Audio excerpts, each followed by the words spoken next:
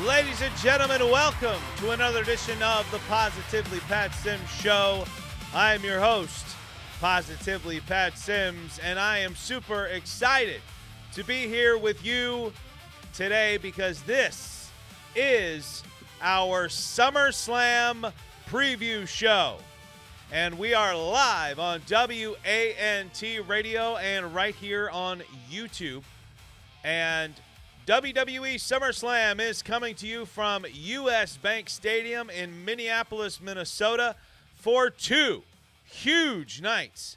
And over the next 4 hours, we're going to preview and predict every single match currently scheduled for night 1, as well as night 2, as well as bringing you a very special halftime show here on the program of the great and powerful Pat Zini. That's right, the return of Pat Zini. Now, joining me for this very special 4-hour show are 2 of our very special returning guests. First, I would like to welcome, he is a DDPY legend.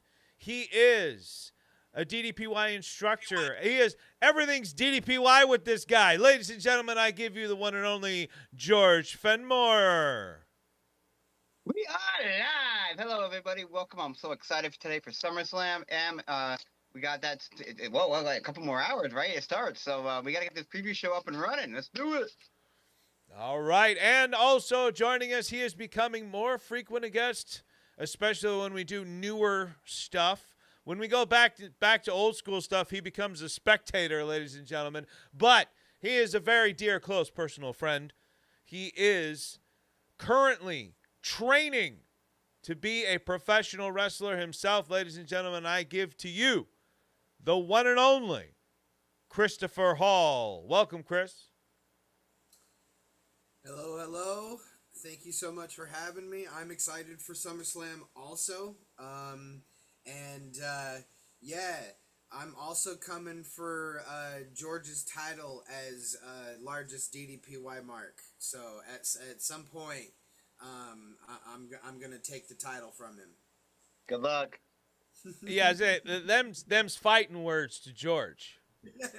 That's you, George. I don't think he knows how much that would take. I already challenged him down in Smyrna, and he's already told me good luck. That's the second time that we've talked about that. All right, guys. Well, we also have received predictions from our frequent guest, Benny the Jet Scala. Benny could not join us for this particular show, but I will be reading his thoughts and predictions throughout because he is our prognosticator of prognosticators. I will say, though, George is hot on his heels after having quite a few successful predictions, including being the only man to pick that Sami Zayn was going to win the WWE title. So that was really, really impressive, George. For everyone watching along on YouTube, you are absolutely part of the show today.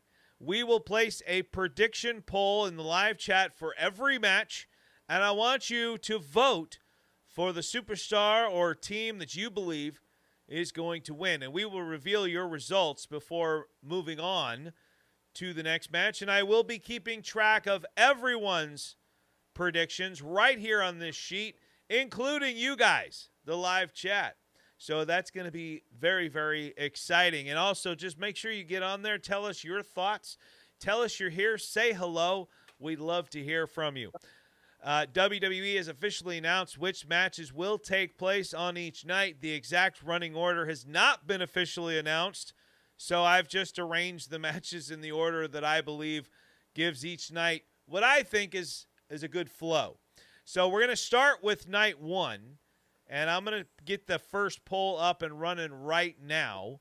And the first match we're going to talk about is the Women's World Championship. And that's Liv Morgan versus Io Sky. All right, Io Sky earned the right to challenge a women's champion of her choosing by defeating Liv Morgan in the Queen of the Ring final at WWE's Night of Champions. And immediately following that victory, Io made her decision. She wanted Liv Morgan again, but this time she wanted Liv's Women's World Championship. Liv enters SummerSlam as a 3-time women's champion and continues to proclaim herself the greatest women's champion of all time. Io, meanwhile, is already a 2-time women's champion and remains one of the most spectacular and dangerous competitors in WWE. Io has already proven that she can defeat Liv. The question now is whether she can do it again when the championship is on the line. So I'm going to now go to George Fenmore. George, Io defeated Liv to earn this opportunity. Does that victory give Io the psychological advantage, or does it help Liv prepare for the rematch? George, tell us your thoughts on this match and give us your official prediction. I want you guys to remember real quick, give your predictions in 2 ways. I want you to predict who you want to win and who you think is actually going to win, right? So you predict from your heart and then from your mind. Who you think is actually going to win is going to be the one we put down on this sheet. All right, so George, take it away. All right. First of all, if you're gonna do it, you gotta do it right. It's a God, I can't even do it, Chris. I can't even do it. Oh my God. I can't stand her. But that's another point. That's not here nor here. I'm being impartial. So me and Chris actually we talked about this match in length because we were actually going back and forth on ourselves. Like we can see it both ways, where both women have a chance to win this. But my heart is going to be behind Io 110%. The only character that Liv Morgan has portrayed that I can get behind is was when she did that Harley Quinn gimmick when she was fighting Ronda Rousey. Other than that, I did something about her. It's not clicking. I thought that was Alexa Bliss. No, I love Alexa Bliss. I know, but I thought Alexa Bliss was the Harley Quinn cosplayer. Right, but so was Liv Morgan for a little while. Oh. She had this like Harley Quinn gimmick going on, where she would just laugh when she was getting beat to heck and back again, right? So she just had this like yeah, it was really good, right? Like and that was the only gimmick she had that I could get behind. Got it. So what I feel like, and every wrestling fan can understand this, is that when a wrestler finds their what's the word I'm looking for, like themselves but amped up to a 10, right? That's how when Dallas got over, that's when Steve Austin got over, that's when The Rock got over, that's when Roman Reigns, etc. You find themselves and you put it up to 10. This current gimmick that Liv is doing is not her. It's not clicking, right? Like for me, it's not. Like I'm just she can take aspects of this character, and then if she wants to, it's just, I don't know, man. It's just not clicking for me. Got it. With that said, I just I can't stand her. Now, do I think she's going to win tonight? From a logistic point of view, I could see where the numbers game could come into it because that's what they've been hyping up on TV all week. However, actually more of like the last couple of weeks, right? So, but I feel like it's not. I think she's going to get good backup up tonight. Remember, like they took out Stephanie Vakir, and we haven't heard from her at all since. I have a feeling she's probably going to, if she's going to make a return at a major event, it's probably going to be tonight, and it's going to be to help Io and beat up Liv, and Judgment Day. So Ruka has some payback to get at them because she just lost the title because of them. So I feel like the numbers game isn't going to be so much in the way of Io, and Liv Morgan hasn't defended that title in 100 days. So isn't there like a 30-day rule somewhere? I feel like Io's gonna get it, and I feel like this is gonna be that nail in the coffin that we've all been talking about for Judgment Day forever. Right. That like we can see where things are gonna happen. It also could be Roxanne could turn on him too. Like they've been slowly teasing this for a while, right? So we just don't know when we're gonna get it. I know it's eventually gonna come down the line. We just don't know where. So my pick is going to be EO for both those reasons. All right. So I've got your pick here. And Grandmaster, welcome to the show. Always a pleasure to have you on here, sir. His pick is Io Sky, and the reasons he give is, number one, Liv is still cursed. Number two, Raquel is now the IC champion, just like George said. So, all right. And the live chat seems to agree thus far. Let's see where this goes. Let's talk with our buddy Chris Hall. Chris, give us your thoughts on this one. Liv has repeatedly found ways to survive these kinds of matches. Do you expect a clean one-on-one, or will someone connected to the Judgment Day get involved? Chris, take it away. I don't think that we're going to have a clean one-on-one, just because everything around the Judgment Day is never a clean one-on-one. But this one was hard for me to call, actually, because after Jordan and I talked, and I love George's points, there's just a lot riding on this match between the two of them. It is a rivalry match. It is an end of the chapter match for them. One good point George had was that Io had to defeat everybody else to get to this point. So this is Io's story we're telling. As much as I really honestly feel like Liv is on a roll right now. I actually think that the all-time gimmick she's doing right now is annoying enough to be her good heel personality. Right. I remember an interview with her that she said she learned everything she knows from Stephanie McMahon. And so now when I watch her, I try to see Stephanie McMahon, and I can totally see it, and I love it. I think that she's playing that really annoying heel character. She's doing awesome. So I think she's in a good place right now on TV and being who she is. So that's the only logic that I would have to show that Liv would win, is that they just want to have her be that champion for longer. But otherwise, a lot of this story is saying that Io's going to win this one, and this is going to be Io's moment. So as much as I actually would like to say I think Liv is going to win for a very small reason, I think the reasons are piled up in Io's corner. I think so. My official pick, I'm going to say, is going to be Io. All right. So we've got Io Sky for 2.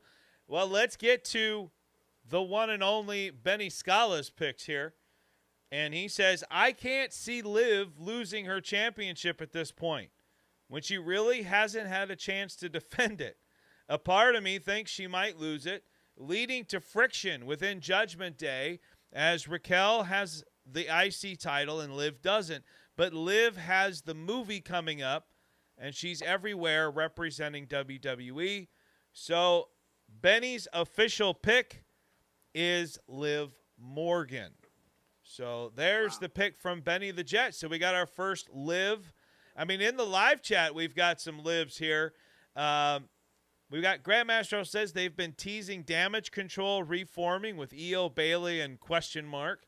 I say Liv, that she'll be the first to break the curse and change the entire course of the Dan guy.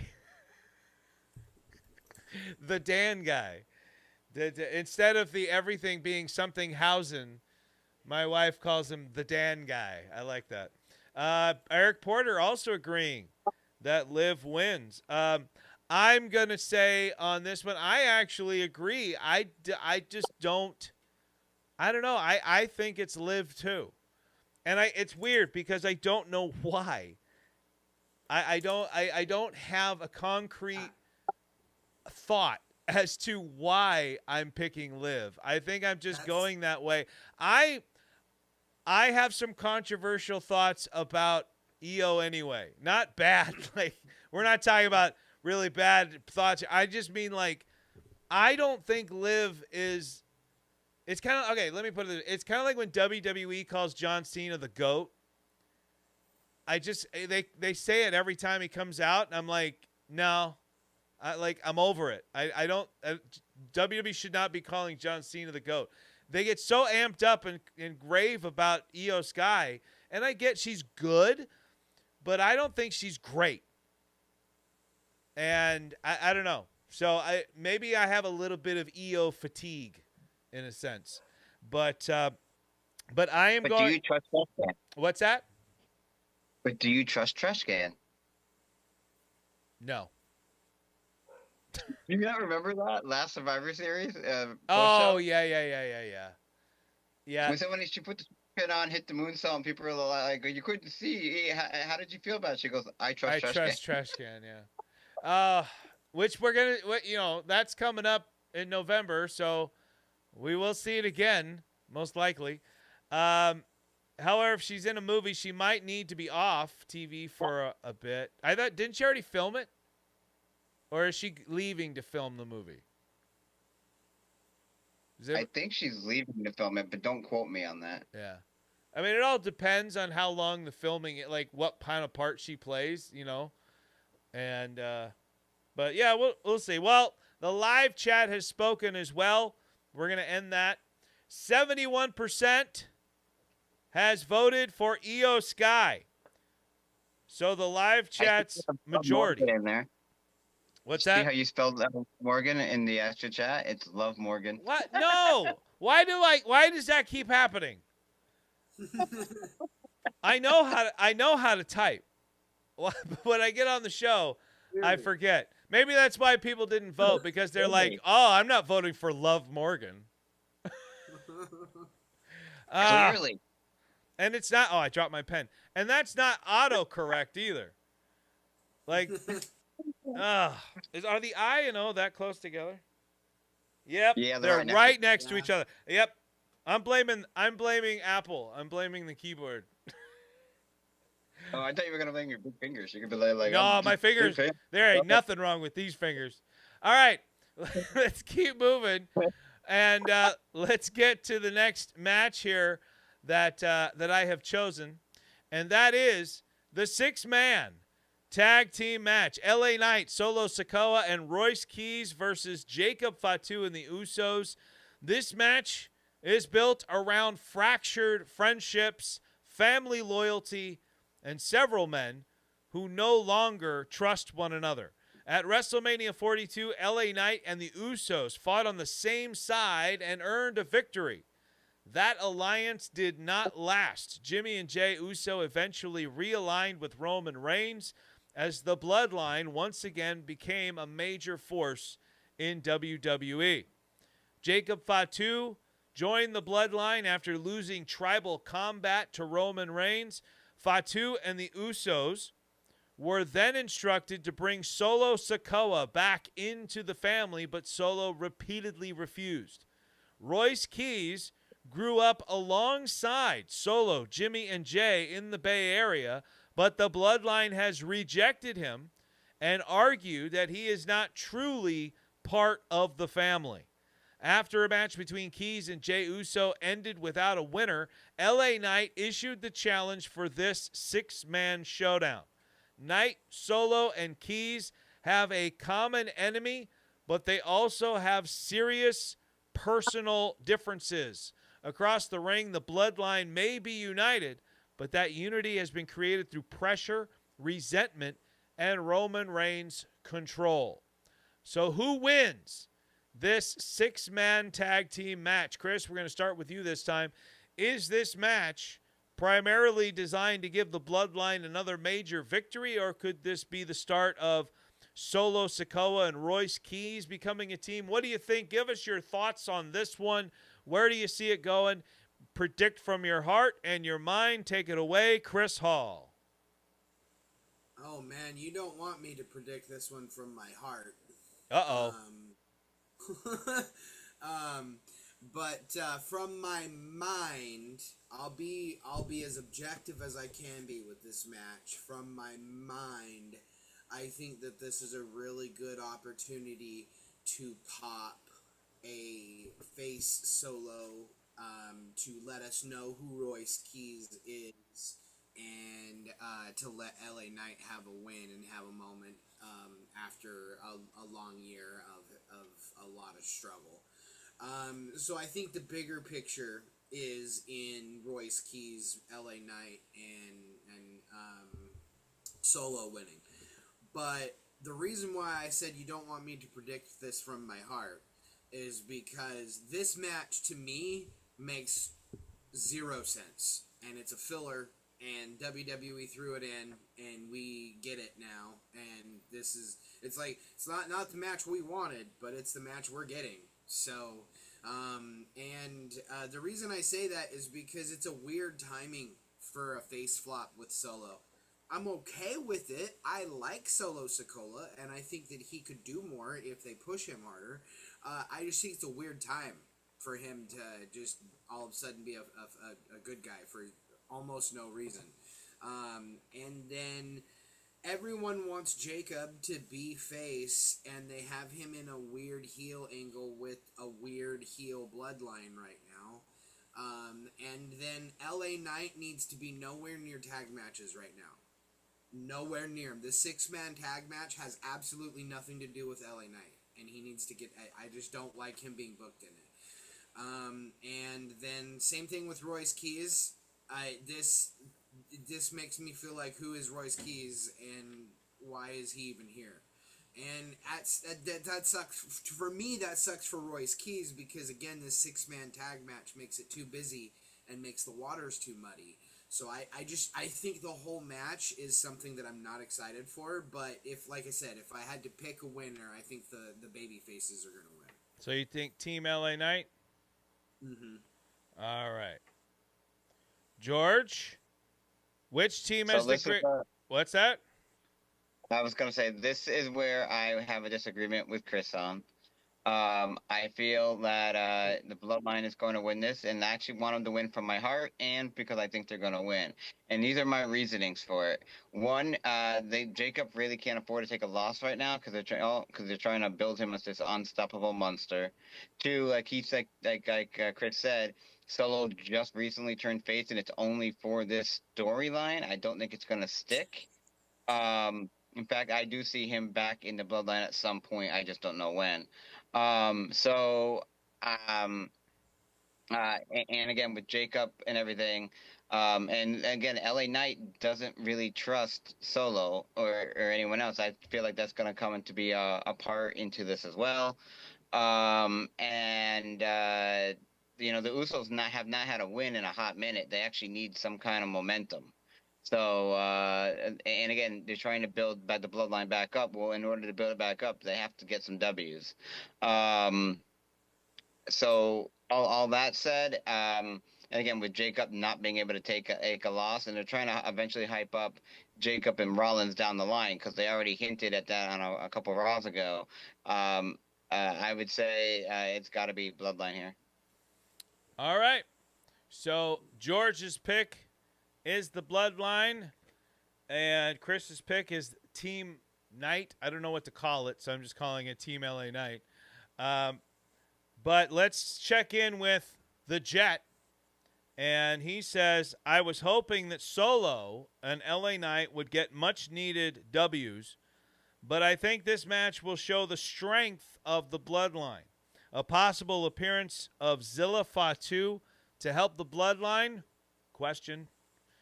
I do not see Solo turning on LA Knight, but his pick is the Bloodline. Chris, you were making a statement like this match didn't make sense to you and stuff. To me, I thought the build to this was more between the Usos and LA Knight. Like, I did not see Solo and Royce getting involved in this as this. I thought if we were going to build to SummerSlam, it would be LA Knight versus maybe Jay with Jimmy in his corner, something like that. That's where I thought this was going. Yeah, when I started following, because like I said, I watch SmackDown through social media. So when I start seeing the Solo stuff, I mean, I love Solo. I think Solo's hilarious. Mm-hmm. And Royce needs a little bit of traction here, but I don't know. I agree with you in the fact that I just don't see this as being the match that we should have gotten at SummerSlam. It's another one of those like, well, we need to get these guys on the card. I don't know if I'd call it a filler so much, but it was definitely like, when you'd have the Andre the Giant Memorial Battle Royal, that was just to make sure all these guys got a payday. That's what I kind of feel happened here. Yep. But 100. my pick is I unfortunately I am also picking the Bloodline here to win this. I don't think it's a good idea to halt any momentum right now for the Bloodline. If they really want to reestablish this as a big deal, you can't really be dropping these kinds of matches, especially throw them together ones like this, right? We got a lot of stuff going on in the chat here. Noah, welcome to the show, Noah. WWS 2015. Solo will turn on LA and Royce. Noah says Io Sky's going to win. Ty Ramey, welcome back to chanting OTC in the live chat over and over and over and over and over. I guess any engagement is good engagement. So Grandmaster says, makes no sense for Zilla to debut here with WWS saying that it needs to happen soon. And but we do have a clear winner in the live chat, barely, however, with 56% of the vote going with the Bloodline to win this one. So, Chris, good news. As of right now, we don't have Pat Zini's picks yet, but Chris, as of right now, that match could be a deciding factor for you. If you can take that one, then sky's the limit. So, all right, let's keep going here. Our next matchup. This is one I'm very excited for. Maybe not the reasons you might think, but Chris, I think you're going to agree with me. This one much better build. It's one I think everyone wants to see for one reason. And it's not the first name I'm going to mention. It's the second. Ladies and gentlemen, let's talk about Gunther versus Nick Aldis. Now, Gunther has spent the past year establishing himself as one of the most destructive men in WWE. He's also become increasingly furious over his inability to regain the WWE Championship.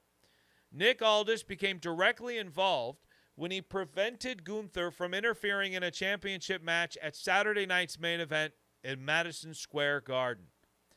Gunther then turned his attention toward the SmackDown general manager, apparently believing Aldis was simply another authority figure who could be intimidated.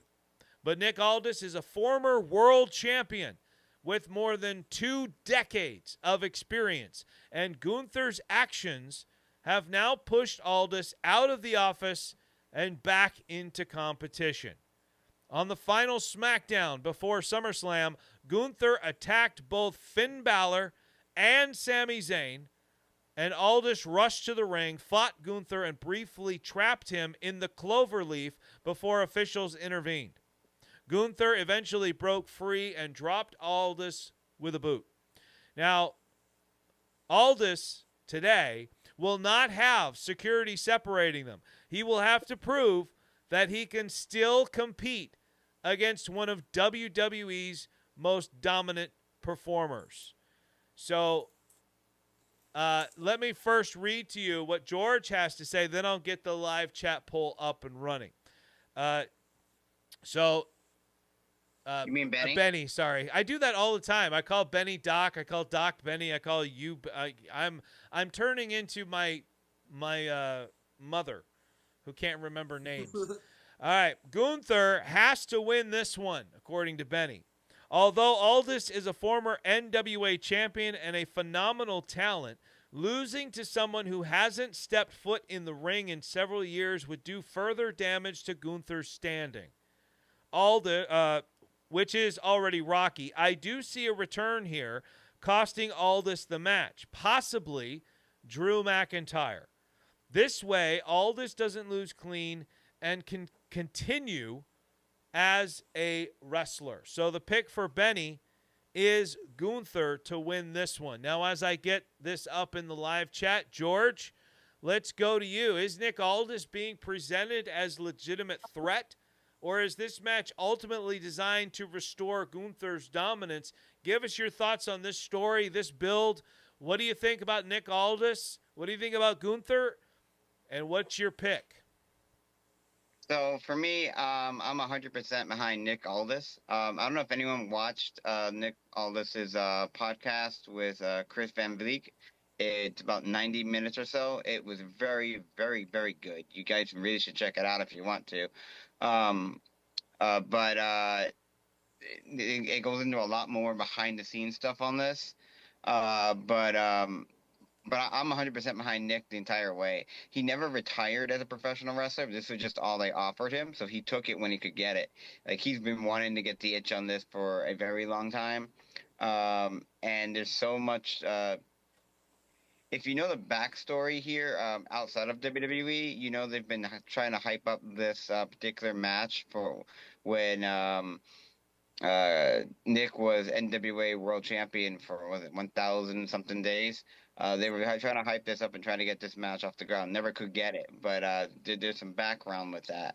And then add in, everything that Nick's been going through and whatever. If Gunther just runs him over right now after this whole thing, it would make no sense for the storyline. I would say that you can make this into a nice feud. I'm not saying it has to be Gunther loses the feud, but for right now, if you have Nick win the first one and then Gunther, and we can just keep adding stuff up and make a proper feud out of it, I think it could be really, really good. I mean, they're both very similar as far as height is concerned, as far as being a badass not a lot of people that are just WWE fans know how good Nick Aldis is. And they're going to be a lot of surprise faces here. So I'm 100% behind Nick Aldis. He needs this, and this would get him out of the GM role, in my opinion, and actually get him back as a professional wrestler, which is something he's wanted to do. So, yeah, it's going to be really, really – I'm excited to see this. All right. So we have George's decision, which is Nick Aldis. Let's move over to Chris Hall. Chris, I know that you're solidly behind Nick, but is that your heart's pick, or is that also who you think is actually going to win this match? Take it away, Chris. Yeah. What's interesting is that I have also had kind of the kayfabe broken on this match. The fact that I've seen the podcast that George is talking about. So I'll break this down in the storyline. I think that this is a great opportunity for the wrestler Nick Aldis to make his name. I think the character Nick Aldis is going to bring it. I think he's pissed. I think he's had enough of Gunther. I honestly think I want my real opinion. I think Gunther is at least top 5 working professional wrestlers in professional wrestling right now. I actually think his mat skills his skills are absolutely phenomenal, and he's the guy to beat. Yeah. So this is a great opportunity for Nick Aldis to show what he can do against Gunther. I think that's a fantastic matchup for Nick and a fantastic opportunity. And so I think Nick's going to bring it, and we're going to see a heck of a fight. So the storyline wise, I would say that I would be rooting for Nick all the way. But then you take the kayfabe off, and you just, like George said with the podcast, and you just know Nick as a person. I'm 1,000% Nick all the way. I see Nick taking this. I see the crowd getting behind him. I see him getting the pop that he was looking for. I think that podcast did him wonders. And I think that it's time for him to get back in the ring. I think, like George said, he's been wanting to. And so I think we're going to see. I think this is going to be one of the better matches of SummerSlam, because I think that this is really going to have a special moment behind it. All right. So to be fair, you guys are both leaning where you want this to go, where you think it's going to go, with your heart. I think my logical pick matches my heart on this one. All right. I just don't think Gunther's gonna win. I think Nick's gonna win. All right, fair enough. Fair enough. I disagree. I actually chose Gunther to win this one. I think that you can accomplish everything you need to accomplish with a Gunther victory here. You can establish Nick Aldis as a in-ring competitor, as an in-ring star. If you let these two guys really go at it, you can elevate Nick. I want you to think about this. I want you to think about what happened a couple of years ago. Well, a few years ago now. It's how quickly time has passed. With Gunther and Sheamus. Now, I'm not forgetting that Sheamus was a former world champion here. But let's be real.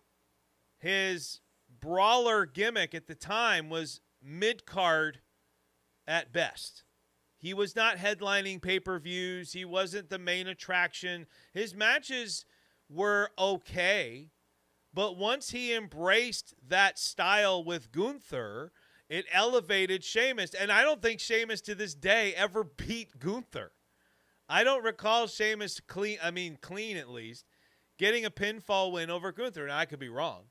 But I just think that Gunther is the right guy, I think, to help elevate Nick. I think there's a way where you can have some shenanigans, as we like to say on this show, that can make sure that Gunther's victory maybe isn't 100% clean. Because you got to remember, Nick Aldis is coming off of being an authority figure. So maybe he's ruffled a few feathers along the way. And there's other stories there of guys that Nick maybe ticked off on the heel side of things. I think there's a lot of different ways we can go here. But I think that the most logical explanation for me, not for my guests, but for me, is to give Gunther the win here in some way, shape, or form, while still elevating Nick Aldis so that everybody wants to see more of him in the ring. Because we have to remember, a lot of guys that are going to be watching tonight, I mean, no offense to anybody, but most of them aren't going to have seen the podcast yet. Most of them, the general audience, doesn't really know who Nick Aldis is. You know, most of the audience is like my wife over here going, who is Nick Aldis? Right? Now they know that he's the general manager, but who was watching the NWA from the current WWE audience? So, you know, I knew of him beforehand because I like pro wrestling, not just WWE. But yeah. Anyway.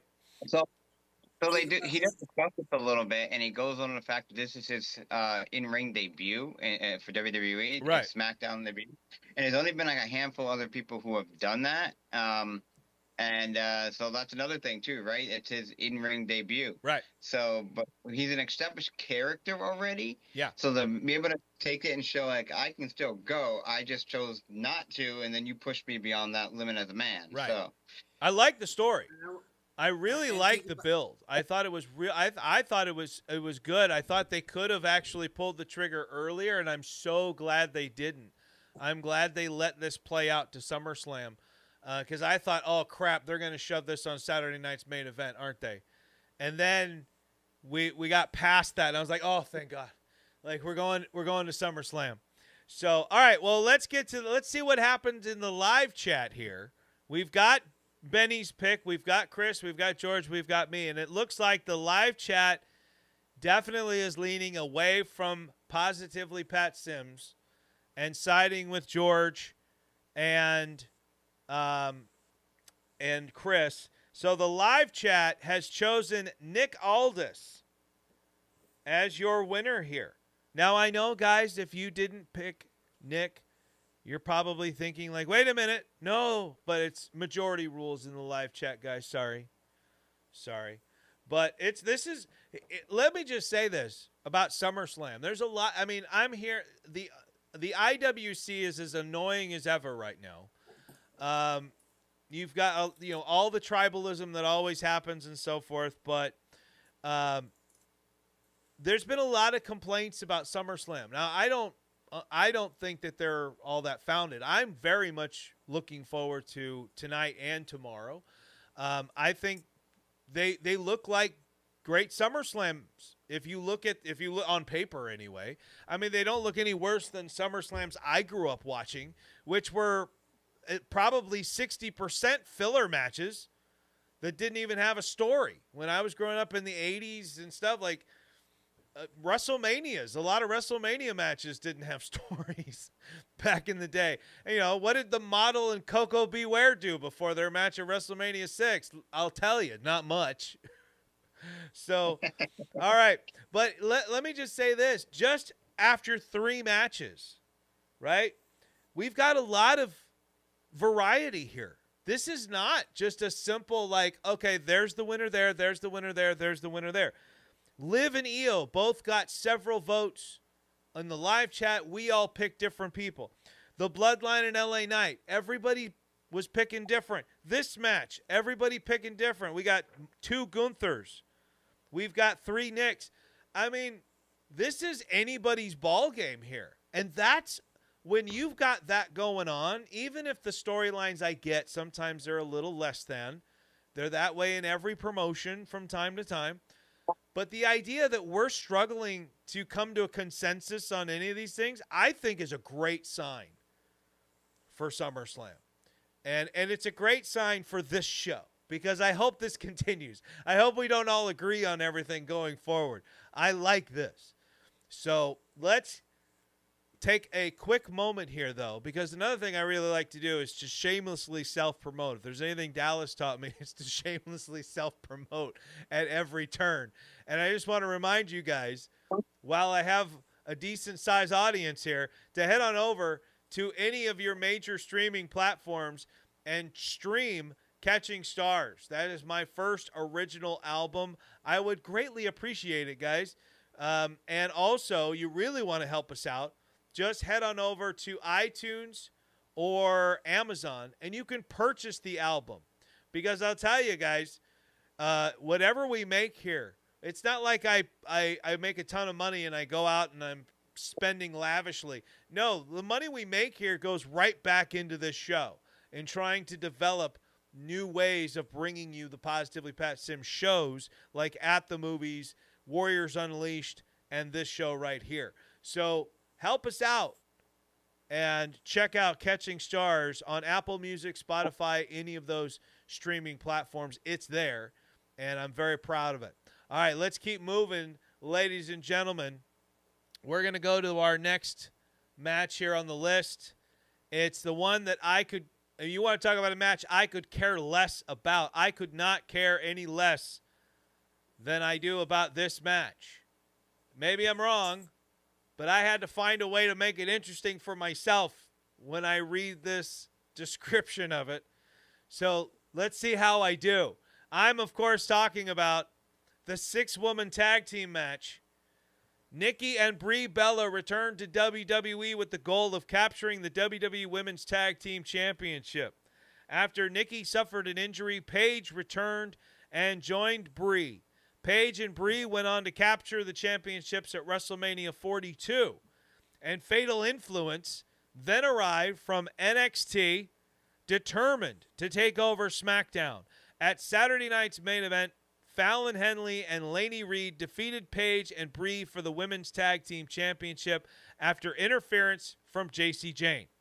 On the July 24th SmackDown, Fatal Influence attempted another 3-on-2 attack that brought Nikki Bella back to even the numbers. Nikki then challenged Jacy Jayne, Fallon Henley, and Laney Reed to this 6-woman match. The championships are not officially at stake, but a victory by the Bella Twins and Paige would immediately place them in position to demand another title opportunity. So how'd I do? Did I make that sound interesting from a guy that really finds no interest in this match? But let's start with Chris this time. Chris, again, I'm just not.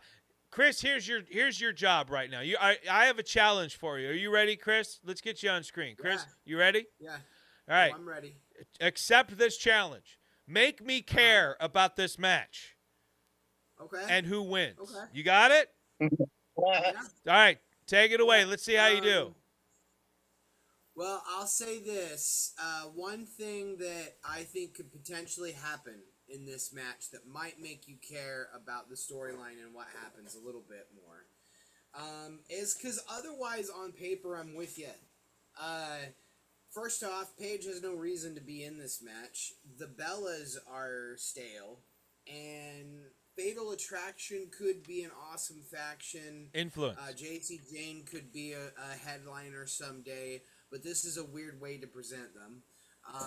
And so, again, on paper, it's kind of a wild card weird match. But I'll say this. Because Paige has no business in this match, because her being with the Bellas was more of an injury filler than anything else, and the Bellas make more sense being hated, I see this being the opportunity that the Bellas turn heel on Paige, and the shenanigans help Fatal Attraction win, or Fatal Influence win. And so I think it's going to be Fatal Influence winning by way of the Bellas just taking out Paige. But what that's going to end up doing is that's going to end up popping Paige and getting everyone behind the revenge story for Paige. And then we could throw Paige at either one of the Bellas for a one-on-one, or then we could start building Paige versus Fatal Influence and build a main event towards No Mercy or SummerSlam around Paige versus JC Jane. Okay. So if I'm correct, first of all, let me make sure. So Fatal Influence is your official pick. And the reason I should care is the outcome, not Fatal Influence, but that Paige gets turned, the Bellas turn on Paige, thus catapulting Paige into a babyface solo run, and most likely against probably Nikki Bella or something like that. Okay, so I'll give you getting Paige away from the Bellas is the only thing I care about in this whole thing. It is from the it has been on my to-do list since WrestleMania. It's like, great, she's back. They win the titles. Can we please get them off fast? It took a while, but I'm like, get them off fast and get Paige away. I feel like Paige coming back was a great moment, but there was no momentum in pairing her with the Bellas. No. Right. So that is, I'll give you some credit. That is the only thing I care about here. All right. Grandmaster says that the Bellas won't turn heel because there's too many heels. Paige turning on the Bellas and joining Fatal Influence makes sense. Question mark. So is that? Did you mean to put a question mark? Because that didn't sound like a sentence or a question. I think the Bellas are better as heels because a lot of the audience. I don't know. Maybe I'm wrong. I feel like there's too many people that don't like them. That's why I think they make a better heel. I also see Grandmaster's point, though. I thought about that for a second. Although I don't want to muddy the water with an upcoming faction that wants to stand out and look themselves like Fatal Influence. I keep calling them Attraction. But they want to stand out, and I don't see them muddying Paige down to like she needs her own solo run. Otherwise, why did they hire her? Right. I think Paige can be the heel, but it's kind of like I don't want her to be the heel right now. Right. I don't think you know what? I don't think you can have too many heels. Bring on the heels. We should have less baby faces. That's what we need. All right, Noah, I'm going to go out on a limb here in the live chat here. Noah, I'm gonna say you really want to see Big Cass come back. I'm just guessing here because I think you put it in the live chat like 30 times. It's like every time Ty Ramey says OTC, Noah responds with Big Cass is coming back, or the other way around. But yeah, the live chat, a lot of fun in there. Yes, Noah says yes. All right, George. So Pat, Yes, are you Gell- ready? Are you gonna convince me too? I want to know who the Gellas are first of all. I'm like reading the poll and it's Oh, the Gellas come and on! Paige. Who's the Gellas? Come on! I even took my sunglasses off while you guys were talking so that I could look at the keyboard better. What is wrong with me? You know what? The Gella twins sounds better. I'm gonna start calling them that from now on. Love All Morgan right, so- and the Gellas. All right, on a personal standpoint, I hope Fatal Influence wins this.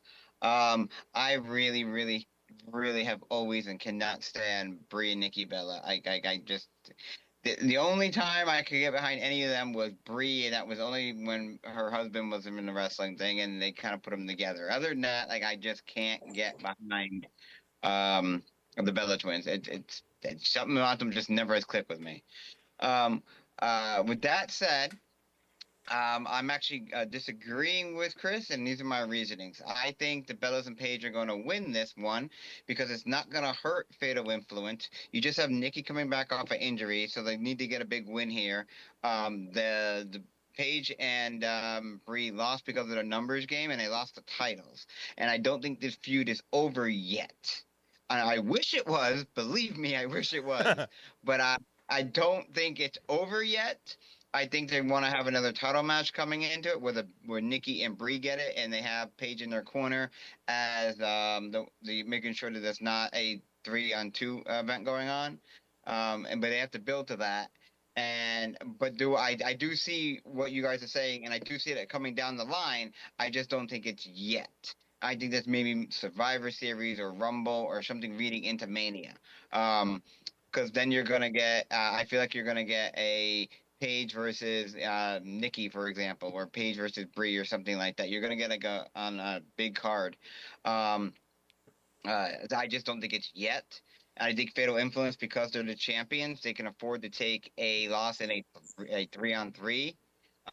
It doesn't have to be clean. It can be shenanigans. We love that word here, as you said. Yes, we do. But I do feel like the Bellas and Paige are going to get the W in this occasion, but this is far, far from over.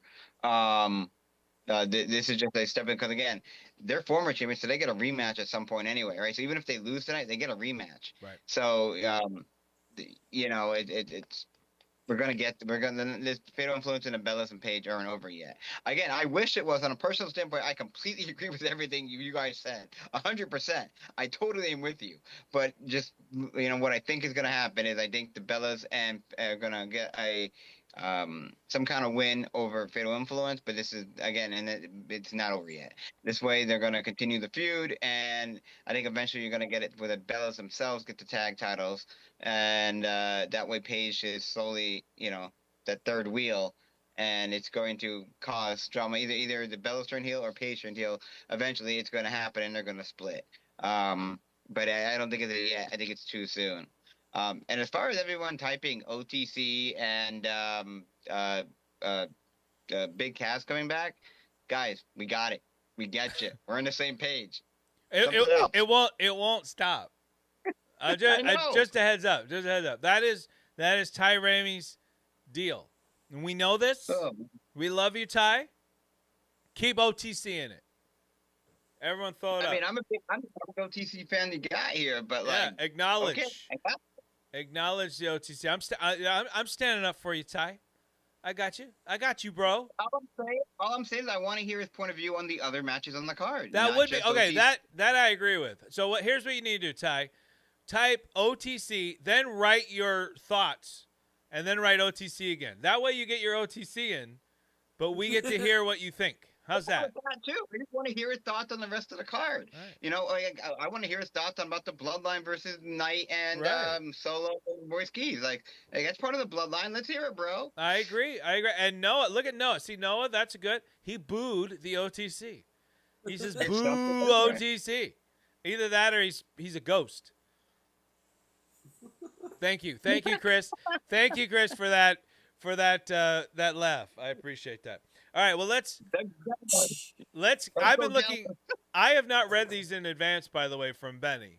So let me All right. just. I've written down his predictions because he highlighted them, but I did not read in advance what he said. I've been looking forward to this one because I think if you've heard Benny at all, you know his thoughts on the Bellas.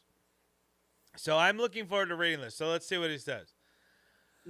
I could give a rat's hiney about the Bellas. Just right off the bat. But that would be an injustice to a rat's hiney.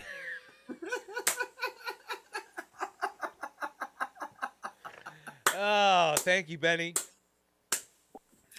Oh my gosh, it keeps going. Wait, we're not done. We are not done. Hell isn't fire and brimstone. Hell is wall-to-wall Rosie O'Donnell pictures and an endless loop of Brie mode. Wow. Benny. Whew. Tell us how you really feel, man. Yeah, I wish he would speak his mind more. I would say that the baby faces get their win back, but I believe with the return of Nikki that they turn on Paige, or maybe even vice versa, which would be great because she can move on to singles programs. So his pick was Fatal Influence taking it, but not without giving us some much-needed humor here on the program. It's funny because I was gonna say there's only 2 times when I like Brie, and that's when it's Cheese and Captain Marvel. That's basically the only 2 times.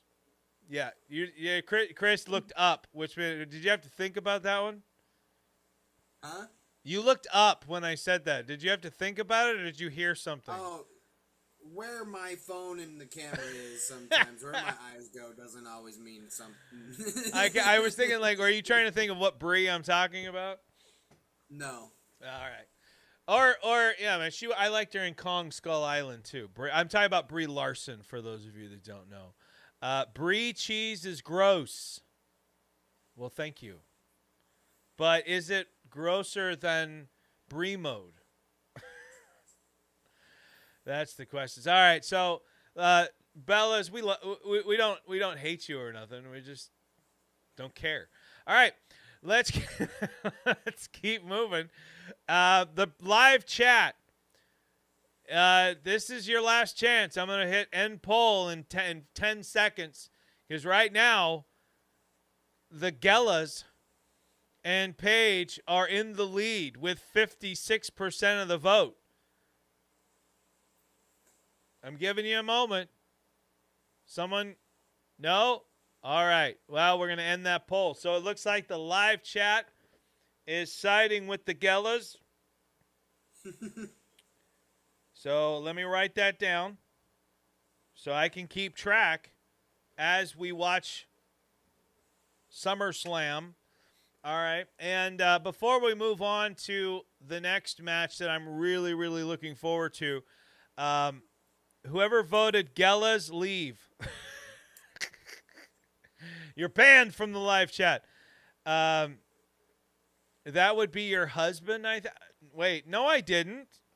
Chris, what are you doing? What are you doing? Aren't you the one doing the polls? What? Aren't you the one doing the polls? I'm putting them up, but I'm not voting. Oh, I thought she was meaning whoever typed the Gellas, not whoever voted. Oh, no. She said whoever voted Gellas, leave right now. Yeah, so that was my bad. Chris, I see what he's doing. Chris trying to get rid of me. He's trying to make this. He's trying to take all my thunder. He's trying to make this the Positively Chris Hall show. And Hey, come after me for DDPY. He's coming after you for the positive pass. I know. What is this? What is going on? Hey, Chris, it's the Void's character to take everything that right. everyone else loves. Yeah, and take it for myself. A couple weeks ago, my character. on the squared circle, we were seeing the the origin story of Ashton Harris's villain character. We are seeing it here with Chris. We're seeing the origin. See, that pro wrestling school is teaching him too much heel stuff already. All right. I'm coming. He's hey, PG show. All right. Let's keep moving here. We've got another great matchup coming. One that I am very excited for. Again, this is one of those ones where the IWC has just gone off the rails, where a lot of people are upset about this whole story and how it's been done. I actually like it. To me, it makes sense, right? And what I'm talking about is Brock Lesnar and Oba Femi. All right? You have, from what I understand, from the research that I've done, Brock is high on Oba Femi and has been working with Oba behind the scenes.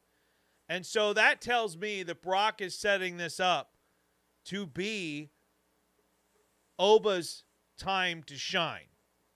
And I think this could potentially be, as we know, because it's in Minneapolis, Minnesota, this could be the actual swan song of Brock Lesnar. All right? And before we jump into too much of this, let me give the backstory here. And this rivalry between Oba Femi and Brock Lesnar is tied at 1 victory apiece.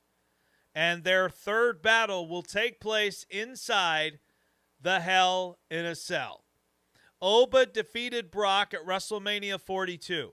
After that loss, Lesnar left his gloves in the ring, creating the impression that the Beast might be walking away from competition. Lesnar eventually returned and attacked Oba. At Clash in Italy, Brock defeated the Ruler to even the series. 2 days after becoming the 2026 King of the Ring, Oba challenged Lesnar to another match. Brock accepted, but raised the stakes by requesting Hell in a Cell in his home state of Minnesota. Experience heavily favors Lesnar. Brock is undefeated in 2 previous Hell in a Cell matches, and both victories came against The Undertaker. Oba has never competed inside the structure, but he has youth, strength, and confidence. And that goes against Brock's experience and violence. And this is the most dangerous environment for both of these men's careers. All right. Now, the Grandmaster says that there's talk that Brock is retiring at Mania in Saudi. And I'm always looking at, what is... Brock's leaving his gloves in the ring at WrestleMania. A lot of us, I think, actually thought, like, wow, what a way to go out. What a great ending, right?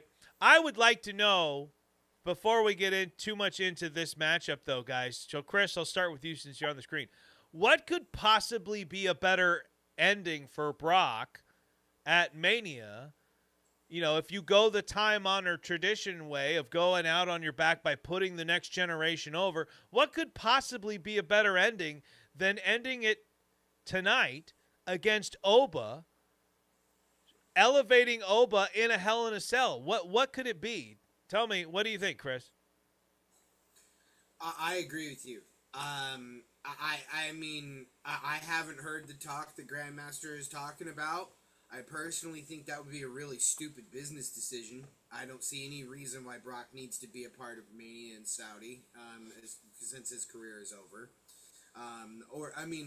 Proverbially over, whether or not it's actually over.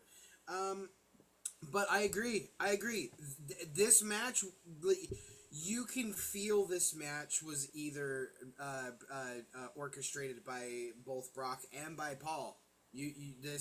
The stakes on this match are Hell in a Cell, Goliath versus Goliath. This isn't even David versus Goliath. This is Goliath and Goliath.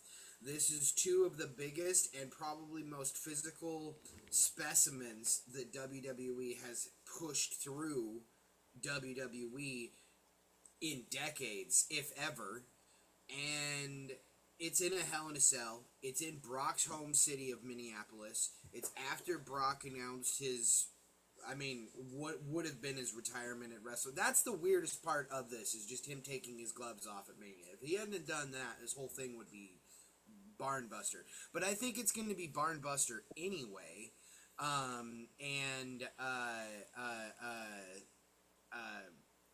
honestly, I see the ring breaking.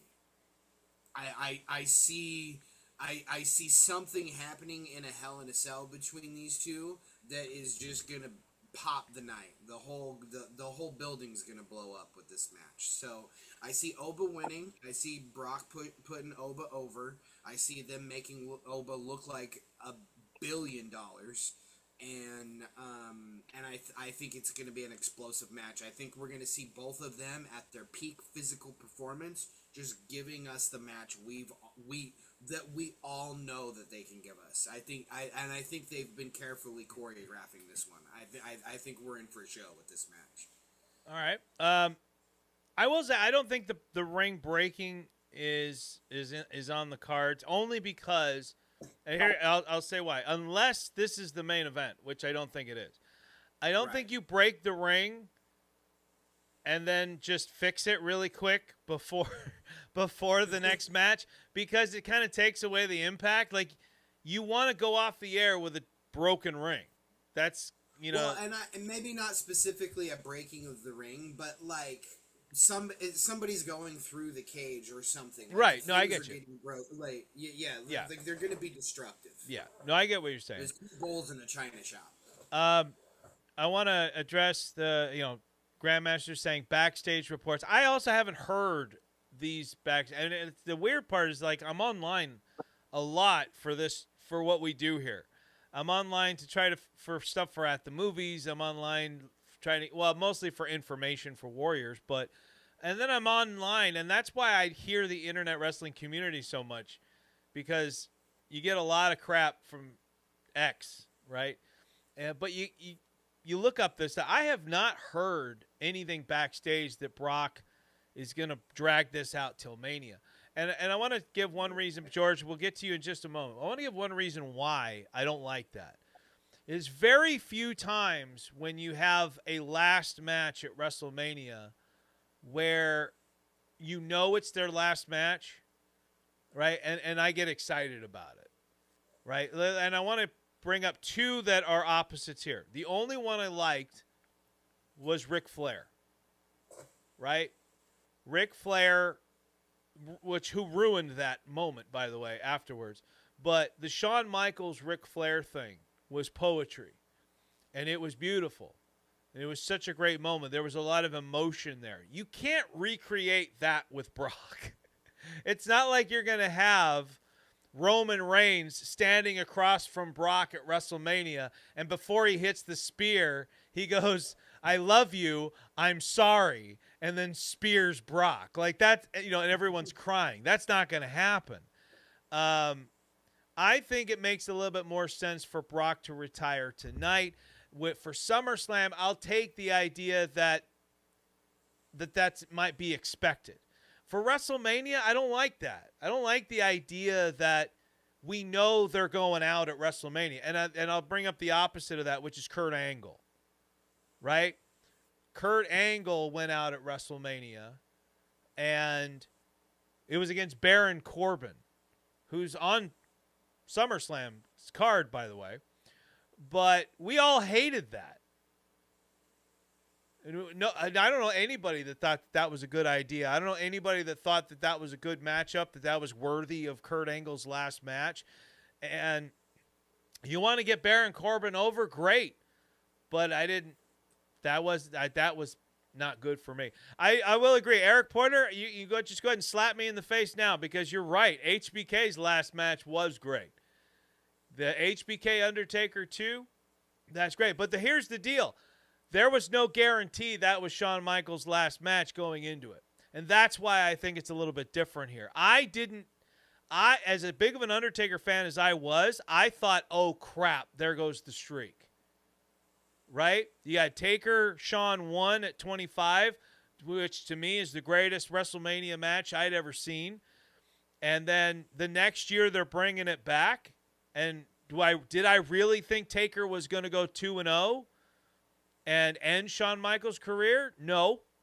I had a lot of doubts there. And that's the only kind of difference, like what I mean. Like if everyone expects Lesnar to lose and retire, I'd rather it not be at WrestleMania. That's just a personal thing. If I'm wrong, I'm wrong. I don't care. It's pro wrestling. It's all the show. So I can screw up left and right, which I do all the time. So Eric Porter says, true, HBK could have won, but I suspected he'd retire as his career was winding down. I mean, yes and no. I mean, think about it.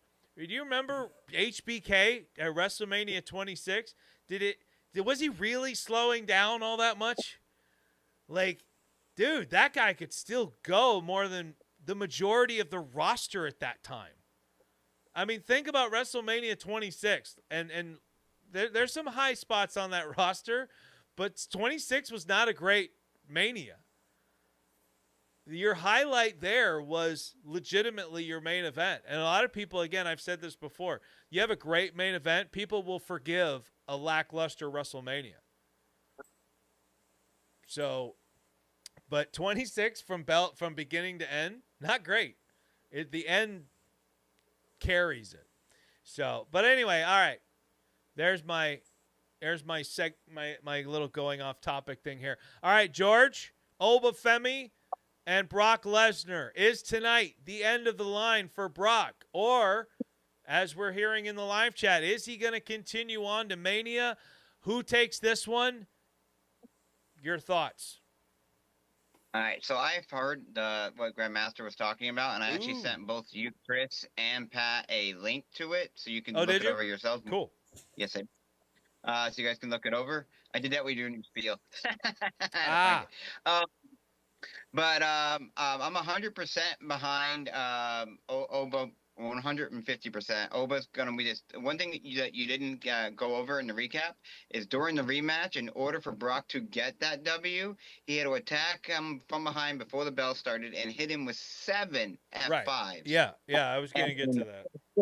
Out of everything up until 7, and then he still was moving right after. So it's almost like the old school Taker Kane very first time where it took tombstone after tombstone after tombstone, and then on the last one he got him and he kicked out anyway, right? Like it was boom, boom, boom, boom, boom. It's the same type of thing they're doing here. They're building him up to be an unstoppable monster that it takes like the kitchen sink to take him down. They're putting him inside Hell in a Cell with Brock, which Brock has never lost, which Paul calls the Brocktagon, and I think it's a fitting place for Brock to finally, pass the torch right here. Like Chris said, I wish they hadn't done the glove thing at Mania. It kind of made this a little wishy-washy, but it's still, this is going to be Oba's night. Oba's going to, and I agree, Chris, someone's either going to go through that cage or they're going to go on top, up, and go through it that way, or go through the door, or something major is going to happen in this match. It's going to be like wow, they are monsters. So I'm 100% behind it. As far as Brock's career is concerned, I think this is going to be probably the wrapping up of this particular storyline. And if Brock does continue to decide that he's not retiring per se, I don't see him. I don't think it had anything to do with Mania. I remember reading somewhere couple months ago that one of his children was getting into the business, so he might be staying around that direction, as his career is winding down. But I feel like he's going to lose as far as tonight is concerned. All right, hold on, I'm taking a drink of water. Yeah, you're good. All right, so I have two things about this one. Number one, the only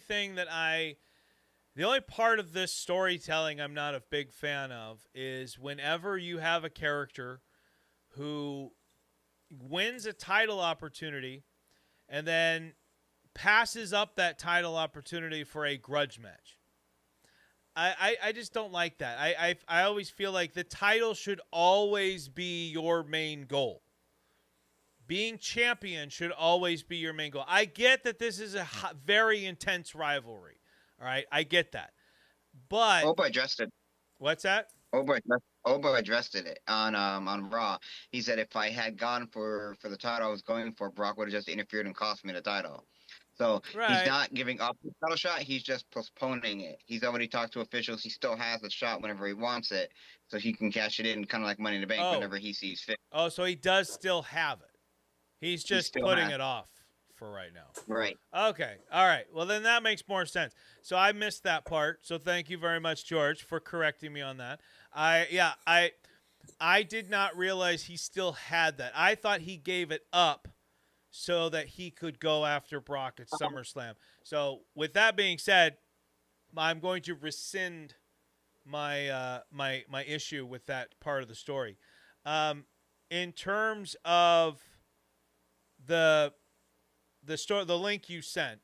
So I would love to know WrestleVotes, like what their track record is, because it's so funny how, like, the way that these dirt sheets word things, right? That like this is like this is why we don't say, "Oh, this is happening," but it's just like the way they word it is so, like, okay, did they just? It feels like they just pulled that out of thin air, because it's not like they said like, "Oh, per sources here or there." It's just like, "Oh, well, we're being told."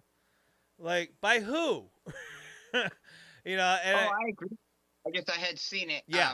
And I don't know whether it's true or not, but since I had seen it and we are talking about it, and I'm sure Grandmaster has seen it as well, Yeah. I just wanted you to get, to take a look Yes. at it and see what the people are saying. Now, again, if he is not retiring and he is pushing it to Mania, I don't think it's going to continue with Oba. I think he's going to probably do something with like a kid or something, or push over more talent, or something. But I think he's basically this is it for the Oba thing. Yeah, I think this is the enough. And I just don't see anybody else that he should face in his final match. I just don't. I mean, what, you gonna bring John Cena out of retirement? No, and nor should Breaker, you. maybe? I just don't. I don't see it. What, Gunther. I know that we used to talk about Gunther. Gunther retires Lesnar, but I want to get away from the Gunther retires everybody gig. I don't want that. And I'm just speaking personally here. I think you've got the perfect opportunity with Oba, right? Yeah. They said Gunther versus Brock at Mania. Yeah, I don't want to see that. I think we've passed the point where Gunther needs Brock to get over. Gunther's over. So this is the guy, in my opinion. Now, if I'm probably wrong because I normally am, but I mean, this is another thing. Like, I take Dave Meltzer and anybody else at their word about as much as I take myself at my word if I just come up and pull things out of the air and say this is happening in pro wrestling. Because I feel like at this point on this show, George, you could come on here and say, "Oh, I heard that Oba Femi's going to throw Brock through the top of the Hell in a Cell, and Brock's going to go through the ring, and then fire's going to erupt from inside the ring. That's going to be the finish to the match, and then the people will be like, it'll end up all across the Twitterverse at this point." Hello, Vincent. Welcome from the Philippines.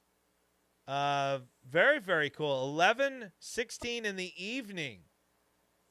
So thank you very much for joining us from the Philippines. I think you are now the furthest away from us. So the longest distance, isn't there, like, usually when you do stuff, isn't somebody get like a prize for being the furthest, for traveling the furthest?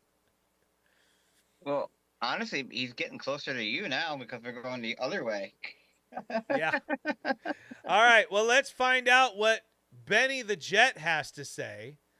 Grandmaster says, "I hope Brock throws Oba through the cage, in which Oba wins, but Brock still looks dominant. Perfect ending." Wait, what? How does that work? I hope Brock throws Oba through the cage, in which Oba wins. This is a Hell in a Cell. You don't win by throwing your opponent out of the cage. It's only pinfall or submission. So that doesn't make sense. I think what he's trying to say is he either hopes they go up to the top and go through the top of the cage, or go through like one of the side panels. Right. And like Brock throws him through it, but Oba gets up looking like a machine and just goes in there and whips his butt anyway. Okay, because that's not what he wrote. Yeah, If that's what that's you what think, that's what you need to write. Because the way he made it sound was like a cage match, which I get. Like the old, Big Show throws Austin through the cage, which gives Austin the win, and sends him to WrestleMania. That's my memory working right there. St. Valentine's Day Massacre. His debut. It was his debut in WWE. Yeah. That's right, and he was Paul White. He wasn't the Big Show yet. Yep. But yeah, that was a bit of a confusing statement there. Anyone excited for SummerSlam tomorrow? Today and tomorrow. It's going to be full of ads. Oh, here we go. Yes, there's going to be ads. Let's just get it out of your system. Why? Every freaking show. It's going to happen, guys. All right? They're on ESPN. They're on Netflix. If WWE had their way, there wouldn't be ads. They're on Google. They're on ChatGPT. I got advertised when I tried to. Yeah, just get over this whole ad thing. Like, I'm sorry. Like, and it's really, honestly, I think I said this last week or the week before. It's not as bad as you think it is. It's bad because you're a wrestling fan and you're used to no ad breaks, right? The pay-per-view days are over. The Peacock days are over.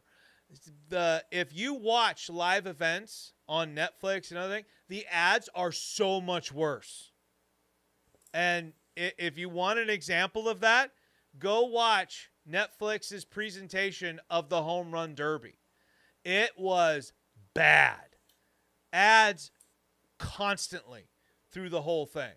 So I'm getting like, that's one of those few things when we do these shows that I am just over. It's like, I've accepted the fact that there's going to be ads. There's nothing I can do about it. I'm not, we can start petitions all day.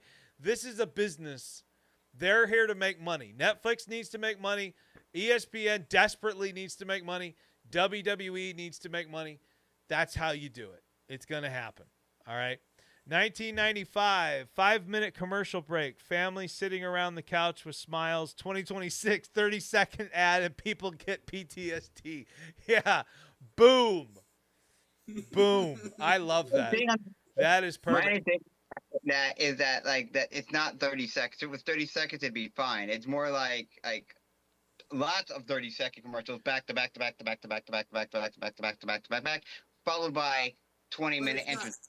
But it's not a full 5 minutes of commercials, is my point. Right. It might be one or two 30-second Right. You get that followed by a 20-minute long entrance. Like literally, you'll have like 20 minutes before people lock up again or talk on a mic or anything. That's what we're getting annoying. Well, when you have the big stadium shows, the entrances will take some time. But again, these are things. But like, these are things we know. Like, my wife got on me yesterday because we watched Supergirl. Yeah, I broke down and I watched Supergirl, and I had my complaints about it. And she's literally sitting over here going, "You're nitpicking, and I'm like, "Yeah, yes, I am." And it's something as simple as, she's on another planet, and she says, I've got 3 moon rises. And so she says 72 hours. And I'm like, wow, they found the one planet that has a 24-hour day cycle just like Earth does. That's incredible. I'm like, and I get it's movies and stuff like that. But yeah, it is nitpicking, but it's one of those things that bothers me. And, the muscle suit. That the terrible muscle suit that Jason Momoa wore bothered me every time he came on camera, and it's a nitpick, but yeah, and I get it, guys. I understand that.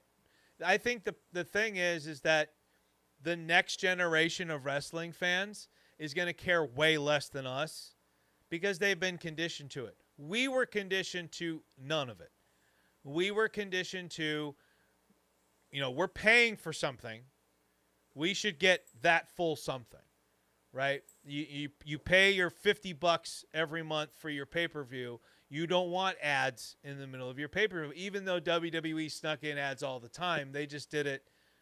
They did it tongue in cheek, right? They would have a wrestler come out and go, "Hey, how you doing? Have you had your Domino's pizza yet?" And then they'd go off and they do their thing. But this. So I get that this is a little bit different. But I just want to say, let's stop. Let's focus on the pro wrestling. Right, you're absolutely right. But my only caveat to that would be if people don't have a conniption fit about it, then what you said will happen. But if people put their foot down and say, no, we're not going to deal with this, then if enough people do it, they're going to have no choice but to backtrack some. No, actually, George, I'm sorry. You're absolutely wrong. The only way they're going to change, the only way, is you have to stop watching. You can complain. I almost cussed on the air. You can complain all you want. Like I said, we could start a petition right now and get 1 million signatures. As long as those 1 million people still tune into SummerSlam for the next 2 days, they will continue with the ads. Yeah. The only thing that changes is engagement. If you stop engaging with the product, then they will have to sit back and go, what is the problem? And then the fans can go, you're overdoing it with the ads. You're giving every wrestler this huge entrance when really that should be saved for either your biggest stars or your main event. Undertaker has the right to take his time to come to the ring, right? The main event guys have the right to do that. Everybody else, get your butt to the ring and start the match. I agree with that. I agree with that 100%. But we can, and this is why I complain all the time. But why complaining about ads isn't going to do a thing. And so I don't find it's worth my time to complain about ads, even though I don't like them either, because nothing's going to change unless I just stop watching and everybody else does too, right? It's not that I don't think one person can make a difference or can't make a difference, whatever. I do believe one person can make a difference in this world. If I didn't believe that, I wouldn't be doing anything that I'm doing, right? I'm trying to make a difference in what I do, whether it's my writing, my music, my shows. I want to help people. I want to make people feel good. One person, I think, can do that. But in this situation, this is a corporation that's trying to make money. You have to take that money away from them. And then they go, oh, what can we do to help you?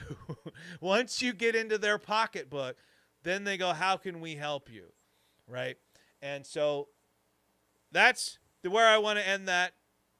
I've made any excuse to show off my tattoos with talking with my hands. But we got to keep moving because I think we've gotten it's no question in the live chat who's going to be taking this one. The answer is Oba Femi by 79%. So this to me was the only match that I felt was like a gimme. Where what I was did like, Benny say? Benny, didn't I read Benny? Oh, okay, I didn't. I'm sorry. Thank you very much, George. I appreciate that. Thank you for catching me on that one. My wife voted for Brock. Good for you. Good for you going against the grain. I love you for that. All right. That's why we complete each other. See? That's why we work so well. All right. Benny says, I have to give mega kudos to WWE for building not only this match, but Oba's star. Oba wins, and although not a part of the prediction, Brock does not retire. So look at that. Look at Benny siding with the Brock does not retire crowd. Vincent. Oh, look at Vincent giving me a shout out there. Thank you very much, Vincent. Lucky I don't watch wrestling anymore since Mania. Hopefully they delivered. I will replay the highlights tomorrow, 11 a.m., 6 a.m. SummerSlam is going live. So, all right. Mike saying hi. What's up, Mike? How you doing? So, all right, let me get this. Let me make sure we're all good to go here before we get to Saturday's main event. Before we jump into Saturday's main event, Chris and George. Chris, I'm going to ask just a simple yes or no question. Are you surprised that Punk and Cody is main eventing night 1 and not night 2? Yes or no? No. No, neither one of you are surprised. I thought that the excitement for this one would be more than another round of Seth versus Roman. And yeah, I'll let you guys give your thoughts on why you think differently in just a second. But first, let me just run through Punk versus Cody here real quick. All right, because this is our main event for night 1. All right, this is for the undisputed WWE Championship. Champion CM Punk faces Cody Rhodes at WWE Night of Champions. Sami Zayn, as predicted by George Fenmore, defeated Cody Rhodes and Gunther in a triple threat match. Congratulations, George. And he captured his first WWE Championship. Cody immediately earned another championship opportunity by defeating Jey Uso. And Cody was scheduled to challenge Sami on Raw, but Gunther attacked Cody before the match, leaving him unable to compete. CM Punk unexpectedly stepped forward to replace, well, expectedly for most, unexpectedly for some, to replace Cody. Punk defeated Sami and became the new undisputed WWE champion. Cody's promised rematch remained intact, but instead of challenging Sami, Cody would now have to face longtime friend CM Punk. Punk and Cody have described this as a competition between two friends who need to discover which man is truly better. However, the friendship began to collapse during the build-up here, and on the final SmackDown before SummerSlam, Punk said that losing the friendship would be worth retaining the championship.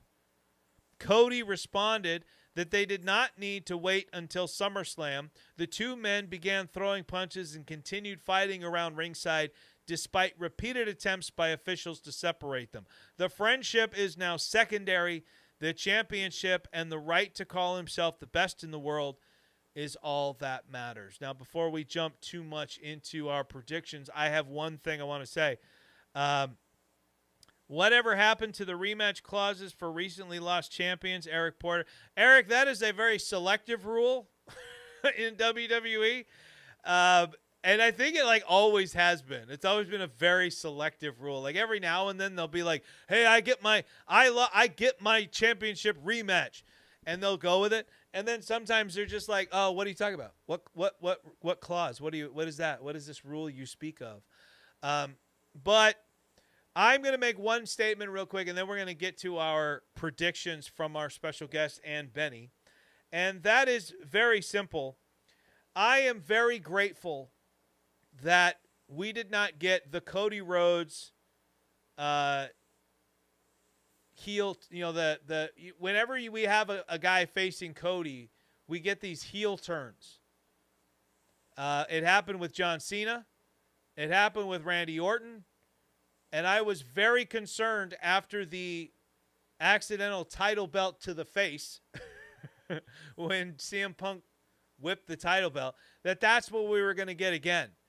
That they were going to do the old turn Punk, and I'm glad they didn't do that. That's the only thing I'm going to say, because I'm just tired of turning guys just to face Cody, and or at least the legends and stuff like that. So, just like defending your title being selective. Yeah, hey, good point. Lots of classic rules have disappeared to story. Yeah. If it makes sense in the story that you're telling, then they'll do it. If it doesn't, right now Sami's on a I'm getting screwed all the time kick, which we'll talk about more on the next hour or the next night's predictions. But, the more that goes against Sami for his character and story, the better. So, but let's start with Benny, so I don't make sure I don't forget, and George has to remind me again. But for this matchup, Benny says, I'm going with CM Punk all the way.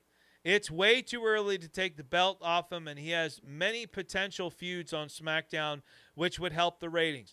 I look for a Drew or Randy appearance, which I think he mentioned Drew earlier, which also during the Gunther Nick Aldis. I don't think we're getting two Drew, but if apparently, according to Benny, he thinks he's going to show up in at least one of those two matches.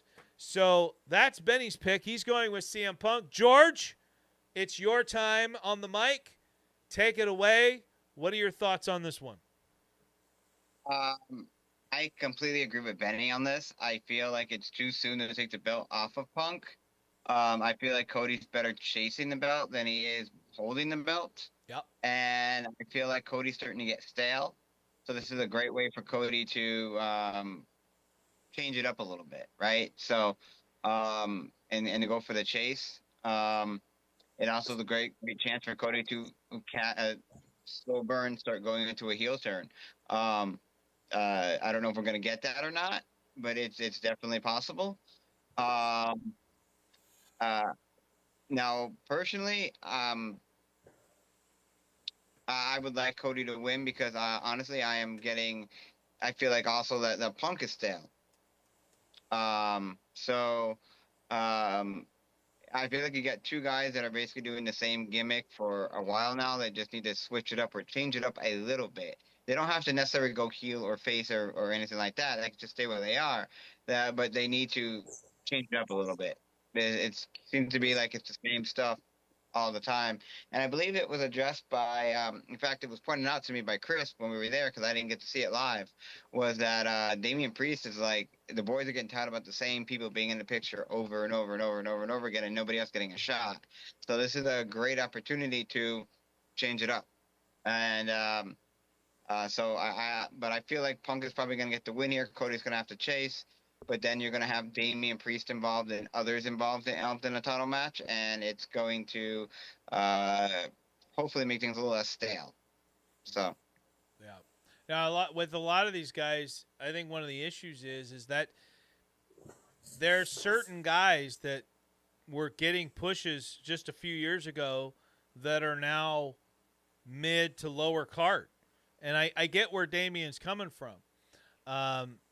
But I'm also not overly concerned yet, mostly because I am seeing WWE develop younger talent.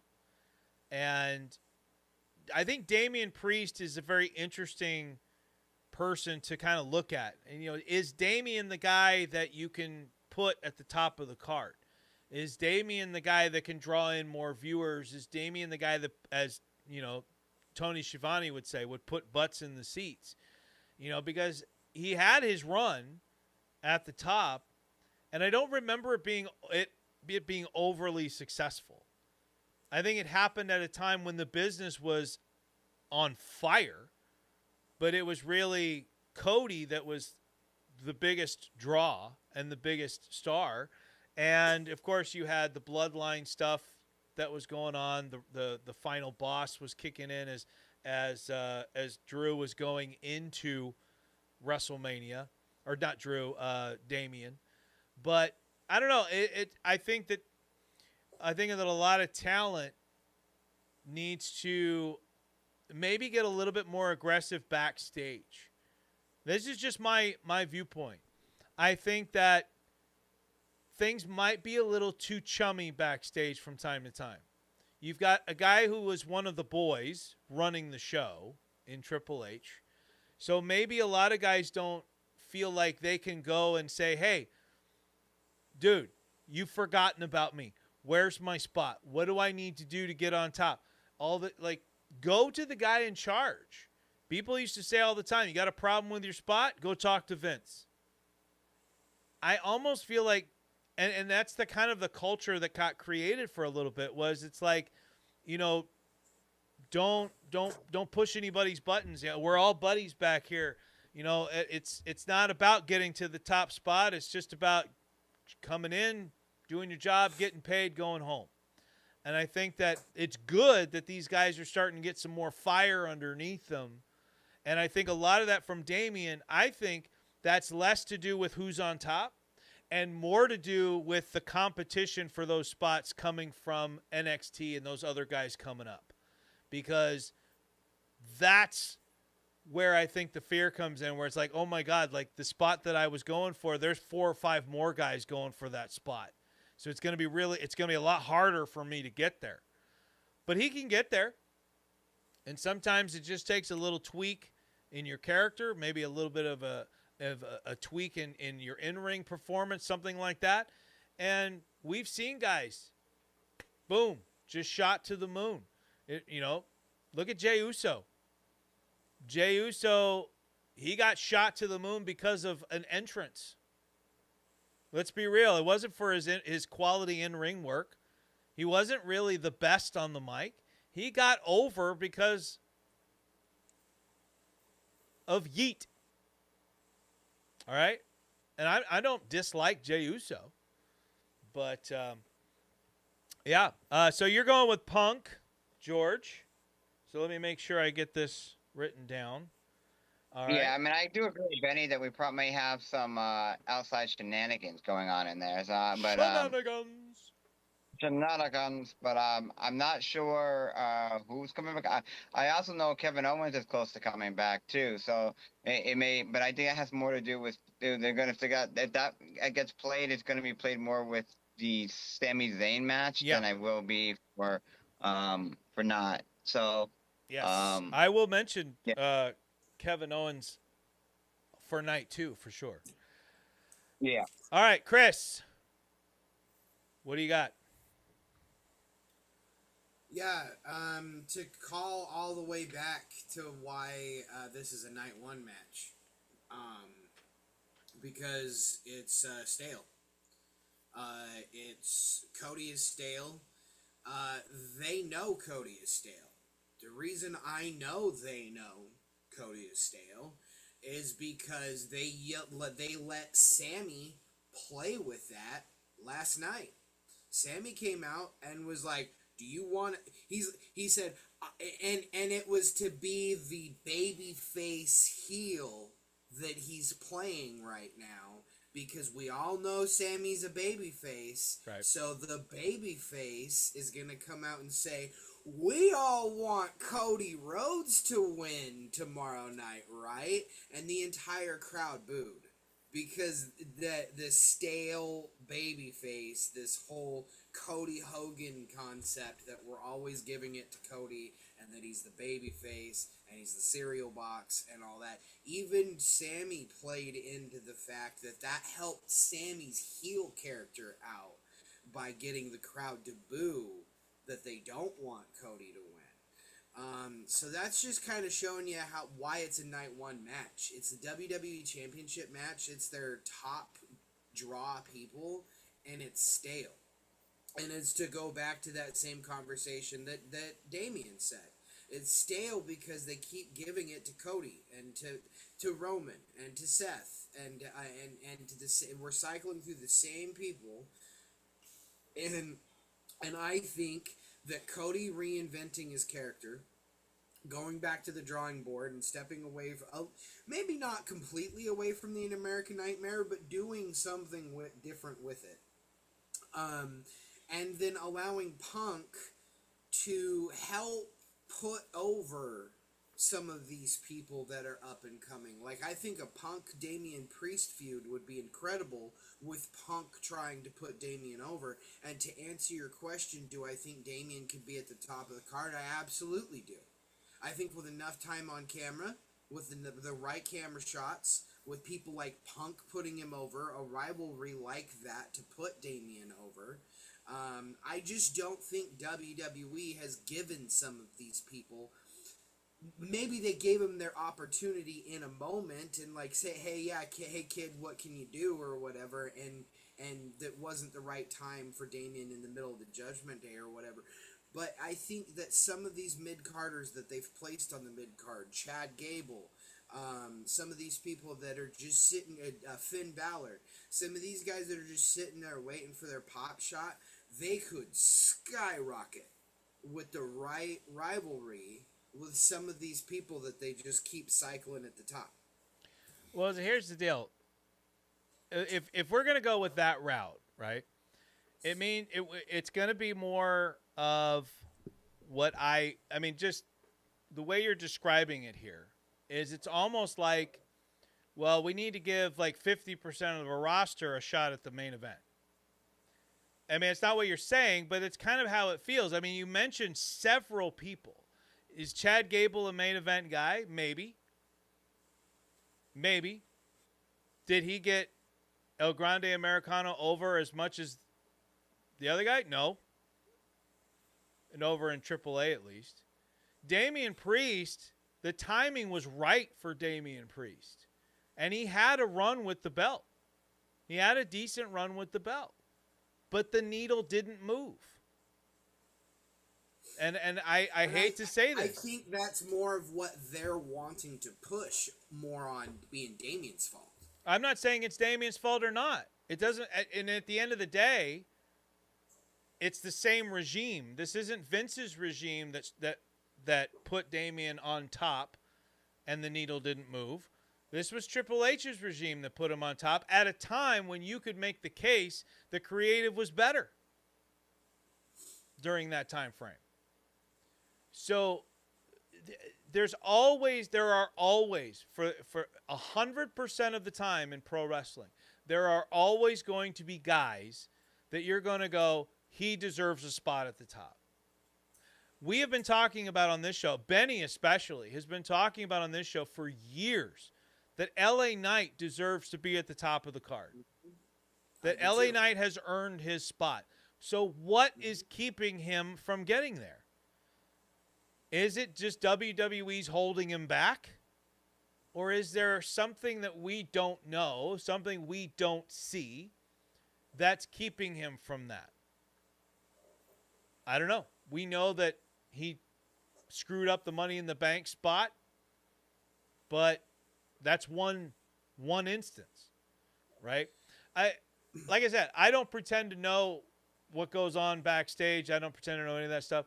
What WWE gives me, I either have to find a way to enjoy it or not. Now, the guys in there, I like the idea that they're complaining about their spot because it tells me that there's fire there. All right? Mm-hmm. Well, like I was saying before, what you had not that long ago was you had a lot of guys that was just there for the paycheck.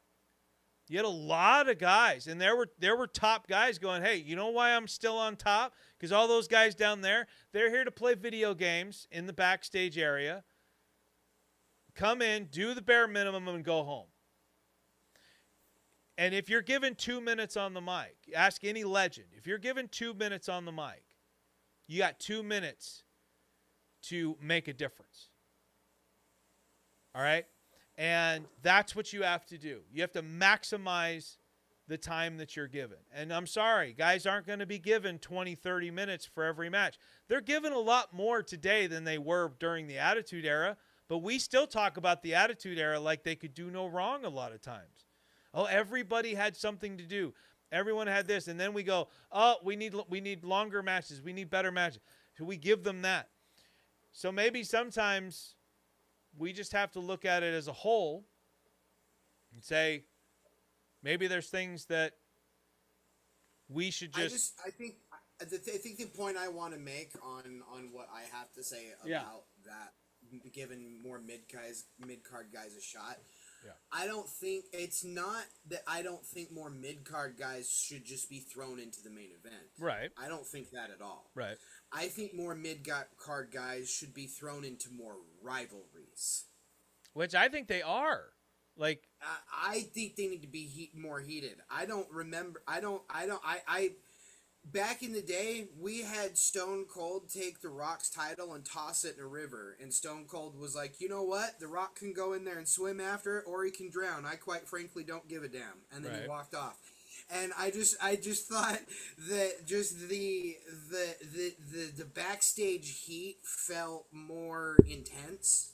And I think these rivalries went on longer. I think that like we would see just so much build for a really heated rivalry that I think that like we could pop a Damian Priest or a Chad Gable or something like that and see what they could do in the main event eventually if we start putting them in rivalries with main event people like Cody Rhodes or Roman Reigns or something like that. Yeah. Maybe we don't, and maybe they fail.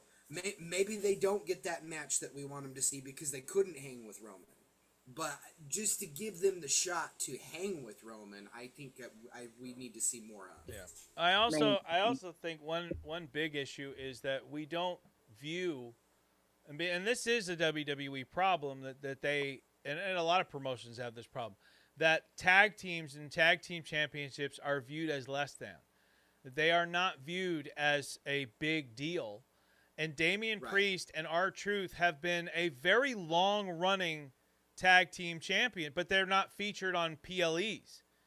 Right. That is a problem. I will admit to that. Yeah. But you're going to like it. And so that's the funny part. Like you go back in time, and I know that these are two different things, but you go back in time. I don't recall Demolition complaining about their spot on the card when they were the tag team champs. Right. Because they were tag teams. Damian Priest doesn't view himself as a tag team wrestler with R-Truth. He views himself as a singles player who should be in the main event, which tells me that he doesn't really enjoy or respect the fact that he is a tag team or was. Is he still a tag team champion after last night?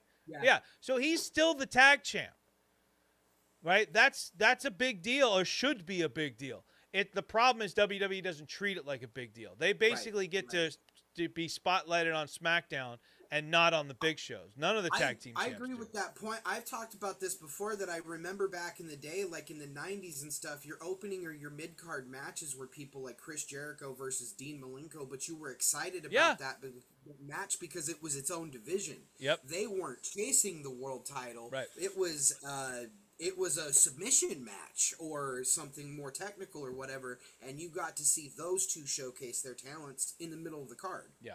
The opening match a lot of times was like your secondary like main event because you had to get the crowd jacked up. So if you were the opener on the card, like a lot of guys, that means I'm first. No, that means you were expected to put on a great match that got people up and excited and ready to go, and like you were important if you were first. Now, you might not want to be second.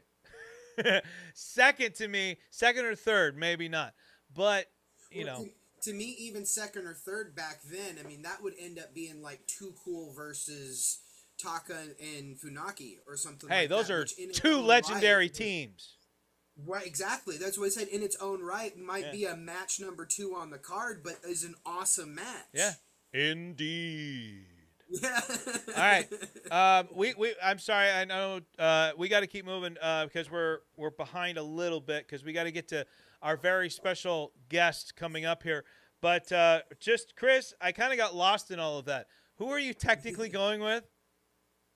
I'm technically going with Punk. Okay. Sorry, we did get lost in all that. Hey, it's because I think Cody is so stale. Okay. I just don't see Cody being good for business right now. All right. So real quick, yes, Matt, yes. I forgot to say that one thing because of the question you had answered, and he just reminded me. Yeah. So the reason why I feel like the match is on night 1 and not night 2 is I feel like that Roman and Seth is more money.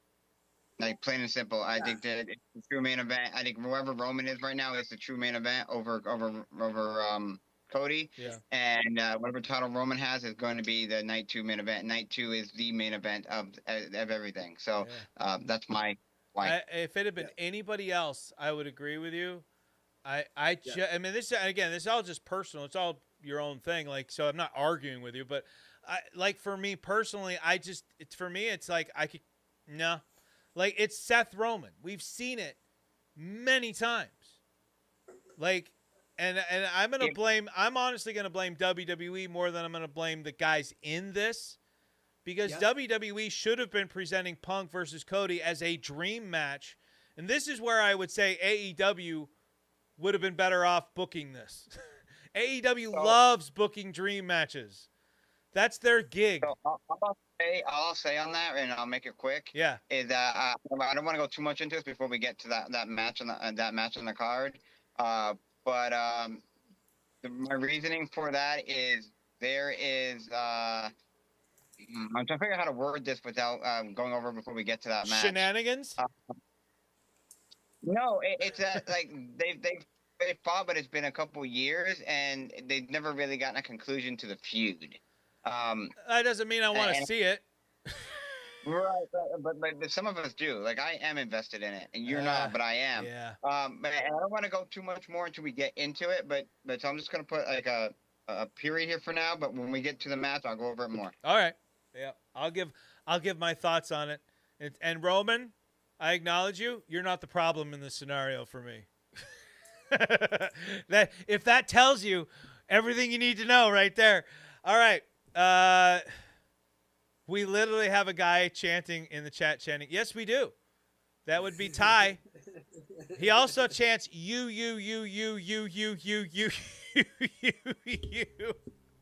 The comment I made before that would make that one. It is unfortunate that the truth is Roman versus Seth will draw more money. We may have seen it 100 times, but WWE Creative have made Roman Seth look like deities, and the crowd will watch Roman. Yeah, no, I agree. I do agree with that. That's why I said it's WWE's fault. I think Cody versus Punk could have been a night 2 main event of WrestleMania if you do it right. If the characters are done right, if the story's done right. Honestly, we got friction because Punk accidentally hit him with the belt, flipping it backwards. That was our story. Now, Punk, to be fair, kind of turned that lemon into lemonade the night after. He did it. That was a great moment.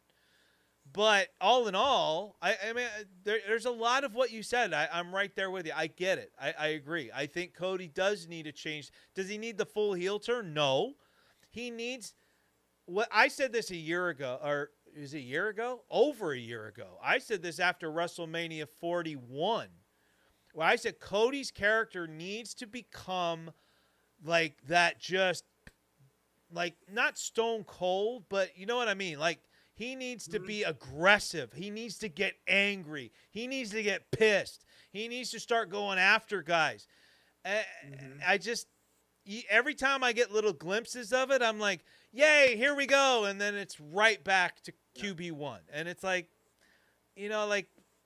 what did we not learn from this, from the past and this? So anyway, my prediction on this one is CM Punk.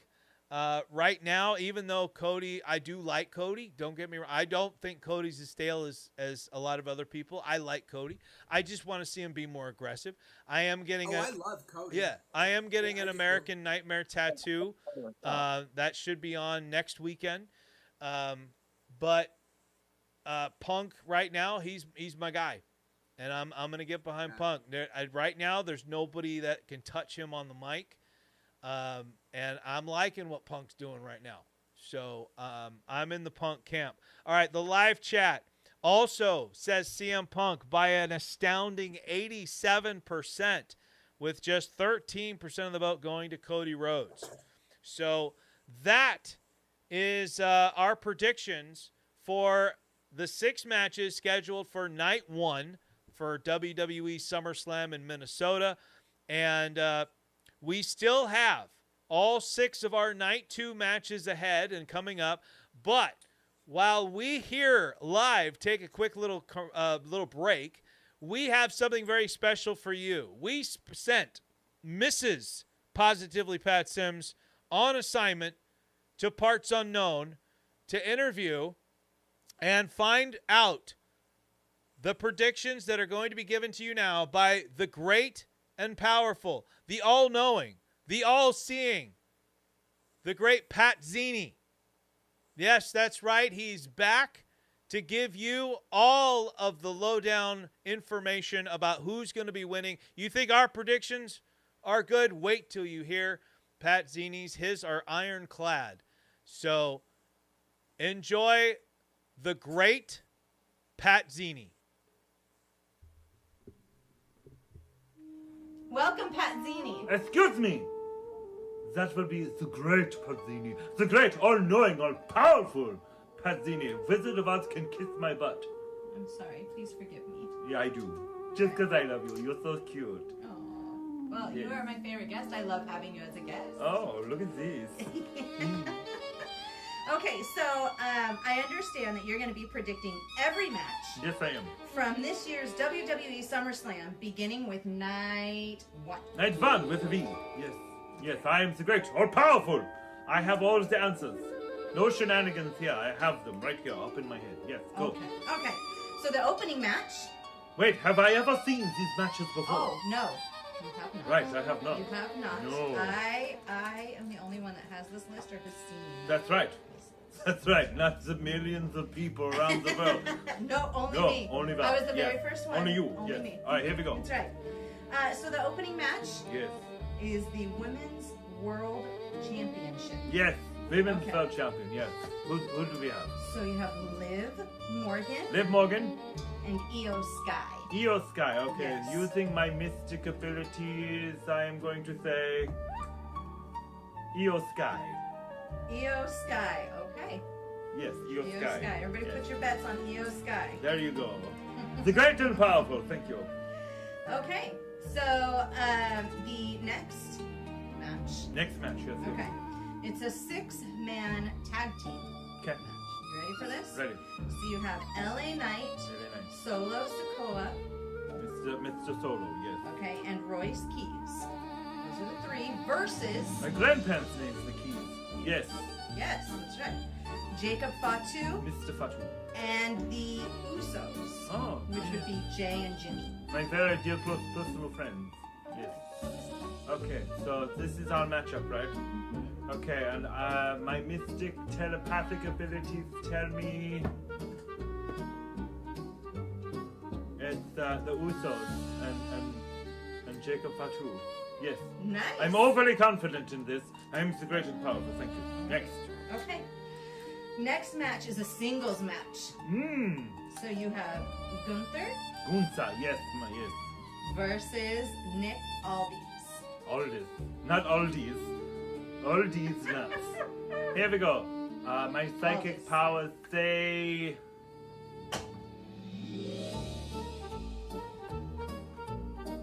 Gunsa. Okay. Yes. All right. Next. You ready for the next one? I'm You ready. tuned in? Yes, let's do All right. this. So the next one is a 6-woman tag team Ooh, match. 6 women. Bring it on. We have the 6 guys. Now Here we we gotta go. have the 6 women. No, but we don't need the guys. Here we go. All right. So you have the Bella Twins Okay. and Paige. Page All right. Versus versus Fatal Influence, Fatal Influence. which is JC, Jane, and Fallon Henley, Don't care. Alright, let's see. and Lainey Reed. Let me see. Fatal Influence it is. Ah, all right. Yep, that was it. Okay, go ahead. Ooh, all right. Hell in a Cell match. Ooh, is there a heaven in a cell match? Do they have like equal opposites? That would be nice. They just go in and hug. Okay, Okay. Anyway, next All right. one. Yes, who's in So the the Hell heaven? in a Cell, Yes. you have Obafemi Uba. versus Brock Lesnar. Mr. Lesnar. Okay, Brock Lesnar over Femi. Let's see. I'm thinking. Over Femi. Okay. Over Femi. Yes. Obafemi. Yeah, it's a very clear image there of Oba. Rhymes with Boba. All right. Then we have the night one's main event, Yes. Match, Night one's okay. main event. Bring it on. which is the undisputed WWE Championship. Undisputed. Undisputed. Yes. All right. Yes. Whew, I feel like this is gonna be a difficult one. That's what'll bring it. Right. CM Punk CM Punk. versus Cody Rhodes. Cody Rhodes. Okay. The American Nightmare versus the Straight Edge guy. And so... CM Punk. Okay. The Mystic Spirits have spoken. Awesome. On to night 2. Night 2. All right. Yes. This is so exciting. The riveting, All right, this is legit, riveting the television. legit first time that I've even read this. Yes, you So- came all this way to interview me. I did. Oh, I no. made sure I I put dropped this, one of my psychic spirits. Okay, go I ahead. made sure I put this in an envelope and sealed it and didn't read it until Yes, just now. I'm very proud of you. I'm All right.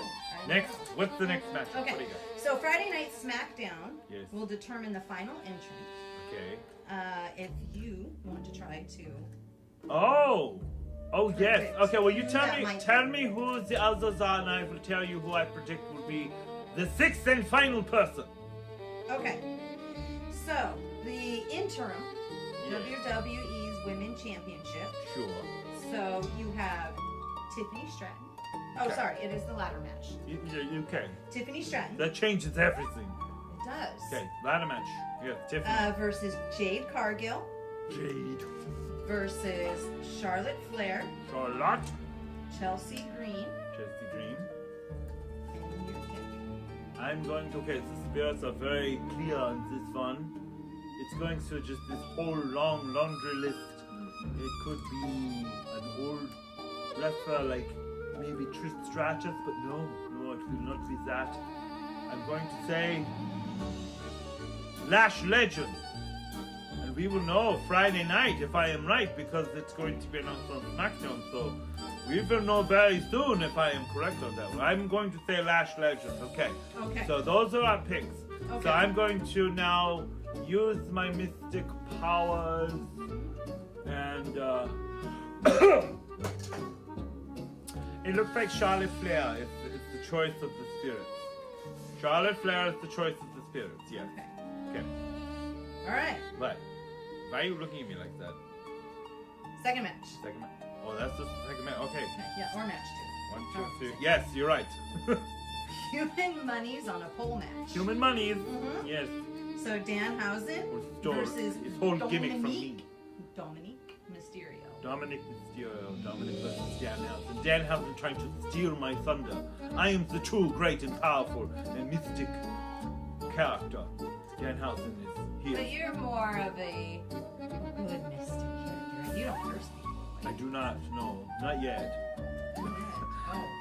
Coming soon. Coming Okay. soon. No. Okay, be warned. All right. Everybody's Let's been see. warned. Let's see. I'm going to. I'm going to go with Danhausen. Danhausen it is. Okay. This is not a good look for me. It is not. I lost one of my spirits. We're just gonna go with this. I am now the great, the great Mazzini. There you go. All right. Okay. It's not a bad look. though, It's for not you. a bad look for me. It's a good look for me. It is. Yes, It is. Okay. I will follow him. Okay, go ahead. All right. So now we're at the United States Championship, This is a good match stuff. 3. All right, I can't. Trick Williams Trick, trick. versus Baron Corbin. You have to whoop that trick. No, don't worry about it. I got it. I've got it taken care of. You know what I mean? I'm just. Oh, yes, that hit the spot right there. 4! Trick Williams. The spirits Okay. have spoken. All right. Yes, next. The Intercontinental Championship. This was a much better look earlier. Alright, what is this now? Intercontinental The IC! Championship. The big IC. Bring it on. Penta Penta versus Chad Gable. versus Chad Gable. Penta versus Chad Gable. Let's see, if I can make this into that bag of pretzels. I didn't. So it's going to be, it's going to be Chad Gable. Okay. Yeah, if it didn't make the bag, I didn't explain that. If it didn't go into the bag, it was going to be the challenger. So Chad Gable is the pick of the great Pazzini. I have spoken. All Right, right. last two more. Yes. Yes. So Two more the spirits left. undisputed WWE Championship. Uh-huh. So the number 1 contenders match. Okay. Sami Zayn Sami or Finn Balor. or Finn Balor. Alright, this is going to determine it right here. If this hits the floor, if this spirit hits the floor, that means that Sami Zayn is going to win. You understand? Do you I understand do. this? I do. Oh, it did not hit the floor. Look at that. Finn Balor is your winner. Finn Balor is your winner, ladies and gentlemen. Oh, that hit my side. You're welcome. Thank you. Yes. Finn Balor, if you don't win, The final spirit is ready to you speak. better win. I took some pain for that. She did. Okay. So the main event. Yeah. World Heavyweight Championship. Roman Reigns Roman Reigns versus Seth Rollins. Seth Rollins. Roman Reigns, Seth Rollins. This is going to be a very difficult one for the Spirits to choose. So I'm not going to take any chances. Okay? So I'm going to place this spirit on top of my head. If this spirit falls forward, it will be Roman Reigns. If it falls backwards, it will be Seth Rollins. If it falls to the side, I don't know. So let's do this. I'm placing it right in the middle. Are you ready? I'm ready. Here we go. The spirits will speak. It fell to the side. Gosh darn it. Nope. That means the end of SummerSlam. It's going to be that someone is going to pull some shenanigans. And this match is going to end in a no contest. That's right. We will have no winner. Not Roman Reigns, not Seth Rollins. Or it will be something like that, where it's like a shenanigan finish, where Roman will still be champion, but because of shenanigans. Do you hear me? Do you hear me? WWE Universe, Sims Nation. That is it. The great Pazzini has spoken. The all-powerful, the all-knowing great Pazzini. And now I have to pick up a bunch of freaking spirits. Yeah, thank you. They're all over the place. And the one stuck in my side. Yes, there's one stuck right there. I'm sorry about that. You shouldn't have worn a white shirt to this, because now you've got blood oozing down. But yes, okay, that's it. Well, thank you. No, thank you. Thank you. I want big kiss before you go. Oh. Is that appropriate? So long, Sims Nation! Ladies and gentlemen, Sims Nation, welcome back. Thank you, Pat Zini. My wife's like, are you laughing at yourself? And I'm like, I'm not really laughing at my jokes or anything like that. I was laughing at when I pretended to sneeze and I fell forward and my whole head thing just came down in front of my face. And then I had to spend the rest of the time looking the way I looked. It was just ridiculous. But I always have a lot of fun trying to come up with the stupidest ways possible for Pat Zini to predict things. And that was definitely stupid. All right. But I hope you enjoyed the little break there that you had. I hope my guests got a chance to recharge a little bit. And before we jump back into our show and get right into night 2, I want to just remind everybody, you can see the book over here behind me. I do have 2 books available right now on Amazon. I've got the very first Vengeance book that is available on Kindle, paperback, and hardcover. And then I have the sequel, Vengeance 2, Blood of the Cross, also available Kindle, paperback, and hardcover. And you can read it for free if you have a Kindle Unlimited subscription. So again, do me a favor, get on over there. I work very, very hard on these, and I think that they are definitely worth reading.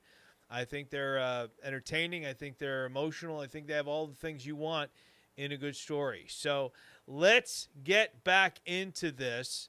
Once again, ladies and gentlemen, we are live on WANT Radio as well as on YouTube live streaming. We do have our live chat up and available. So if you guys want to jump into that live chat, tell us you're here, say hello, chant OTC over and over and over and over, and then vote in our live chat polls that we have going on right now for each match. And you can tell us who you think is going to win these matches at WWE SummerSlam. Now, night 2 will be tomorrow, obviously. And we're going to start off with what I think is one of the most unpredictable matches on this card. And I am talking about the interim WWE Women's Championship, which Oh, wait, that's the wrong one. My bad. My bad. There we go. All right. We are talking about the interim WWE Women's Championship ladder match. And when I made this match graphic, this was before Lash Legend was officially announced. So TBD there is Lash Legend. All right. And I'm just going to say it. My match graphics are better than WWE's crappy SummerSlam match graphics. Like, I'm sorry. Theirs were horrible. But this storyline, Rhea Ripley is currently unable to defend the WWE Women's Championship because of an injury. WWE has chosen not to strip Rhea of the championship, and instead, an interim WWE Women's Champion will be crowned in a 5-woman ladder match. How very UFC of us. Tiffany Stratton became the first qualifier by defeating Jacy Jayne. Jade Cargill qualified by disqualification against Nia Jax after Charlotte Flair interfered. Chelsea Green defeated Kiana James. Charlotte Flair qualified also by disqualification against Nia Jax after Jade Cargill attacked Charlotte. And the 5th and final position was decided last night on SmackDown. Lash Legend defeated Julia decisively with the Lash extension to advance to SummerSlam. The final SmackDown also gave us more tension among the competitors. Tiffany and Chelsea lost a tag team match against Mission and B-Fab. Charlotte entered the ring and confronted Jade, with Charlotte gaining the advantage in their brief fight. 5 women will enter, 1 will leave. The first competitor to climb a ladder and retrieve the championship will become interim WWE's women's champion and could eventually face Rhea Ripley to determine the undisputed champion. And yes, live chat, Pat Zini did in fact predict that Lash Legend would win last night on SmackDown. And yes, just for reference, that was all filmed before SmackDown. So, yay, Pat Zini. And that was as Deadpool as I've ever been right there. All right. All right, so I just need George and Chris to unmute themselves so that we can get going here. The only question I have is who gets removed from, I can only do 4 answers for the live poll. Who are we taking off? Who do you think is the least likely to win this match? Chris, who do you think is the least likely to win? This one is definitely one that I have a heart versus logic for. So it pains me to say that my heart pick is the one that should be removed, and that's Chelsea Green. Okay. George, who do you think should be removed from the live chat? I agree with Chris, Chelsea. And like I said, I think a lot of people like Chelsea Green, but I feel like it's better that she doesn't win. Like, right. Yeah. So, all right. So while you guys are giving your thoughts, I'm going to get the live chat poll set up without Chelsea Green. So, don't mess up. What's that? Don't mess up the spelling. I'll try. I'll try. And I don't mean remove her from the live chat. I mean from the poll. So, because I can only do 4 people. So here we go. George, you're up on the screen. We'll start with you. Give us your thoughts on this one, the build to it, everything going into it. Is this going to be a great match, a ladder match worthy of other ladder matches? What do you think, and who's your winner? Yes, I think this is going to be a very, very good match. In fact, like going to previous women ladder matches, Chelsea can go and she can sell and she can take these incredible bumps and make everything like $1 million. She is a future world champion. I just don't think it's yet. She definitely is getting the crowd behind her and everything, which is what you need, and she's doing it organically. That said, I feel like the way that the storyline is going and everything, it's Alexa Bliss is going to come back at some point in this because she was taken out by injury. She's going to stop Jade from getting any type of win in there, and I feel like Charlotte is going to be the one to walk out with it. All right. How about you, Chris? Give us your thoughts. I like how you said this is the most unpredictable match because it's so true. I mean, Tiffany has proven that she can not only hold a belt, but she can hold it for a long time, and that she looks good with the belt. She's a future Trish Stratus legend in her own right. Jade has yet to show us what she's about. I mean, fully, like, have a full Jade run with the title at the top and look like she's at the top and look good doing it. Charlotte could be the one that could take her there for sure. A feud between Jade and Charlotte would actually be really, really cool to see. And then Lash Legend has had a fantastic 2026. I think it's way too early to give her any kind of title run or any kind of like standout right now, but I mean she's gonna put on a good show. And then Chelsea, like I said, she's my heart. I think that the comments that we all know that were made on Unreal from Michael Hayes were uncalled for, and I think that of any worker in the ring, I think she's the female Miz, where you just kind of give her anything and she can take it and turn it into gold no matter what you give her. So I think in that and over her own right, I think she's earned a push. I think that Chelsea has earned to be at the front, but because it hasn't happened yet, I don't see her winning. So I don't want her to win this match. Okay, so you're going with. Oh, I didn't say who I was actually going with. Sorry, because it's a hard one to predict. Right. But I like what Grandmaster said about the Jade winning and then them pulling off like a Jade with Charlotte. So you're going to go with Jade? Yeah, I'll go with Jade. All right. And sorry, I was doing the live chat thing, and you actually went a lot faster than I thought you would. So, George, who was your vote again? My vote was Charlotte via help from Alexa Bliss and costing Jade the match. Still setting up a feud that, like we were talking about. I still see the feud happening between Jade and Charlotte. I just feel like Charlotte's probably going to be the one to get the win there, and then they're going to go from there. Okay. Benny the Jet, his thoughts are, which have gotten a lot shorter now. I see Charlotte gaining another title win without having to pin anyone. She will feud with Jade Cargill until Rhea is healthy. So, all right, so that's Benny. So I've got that down there. All right, my thoughts on this one. I think this has an opportunity to be a very, very good. The women have shown that they can put on some really good ladder matches. Chelsea Green, again, we've talked about her. She does some really cool spots. She really gets the crowd going, gets the audience involved in this thing. When I thought about this, I think that for me, I'd like to see, we saw Jade versus Rhea at WrestleMania. I think Rhea got the best she could out of Jade.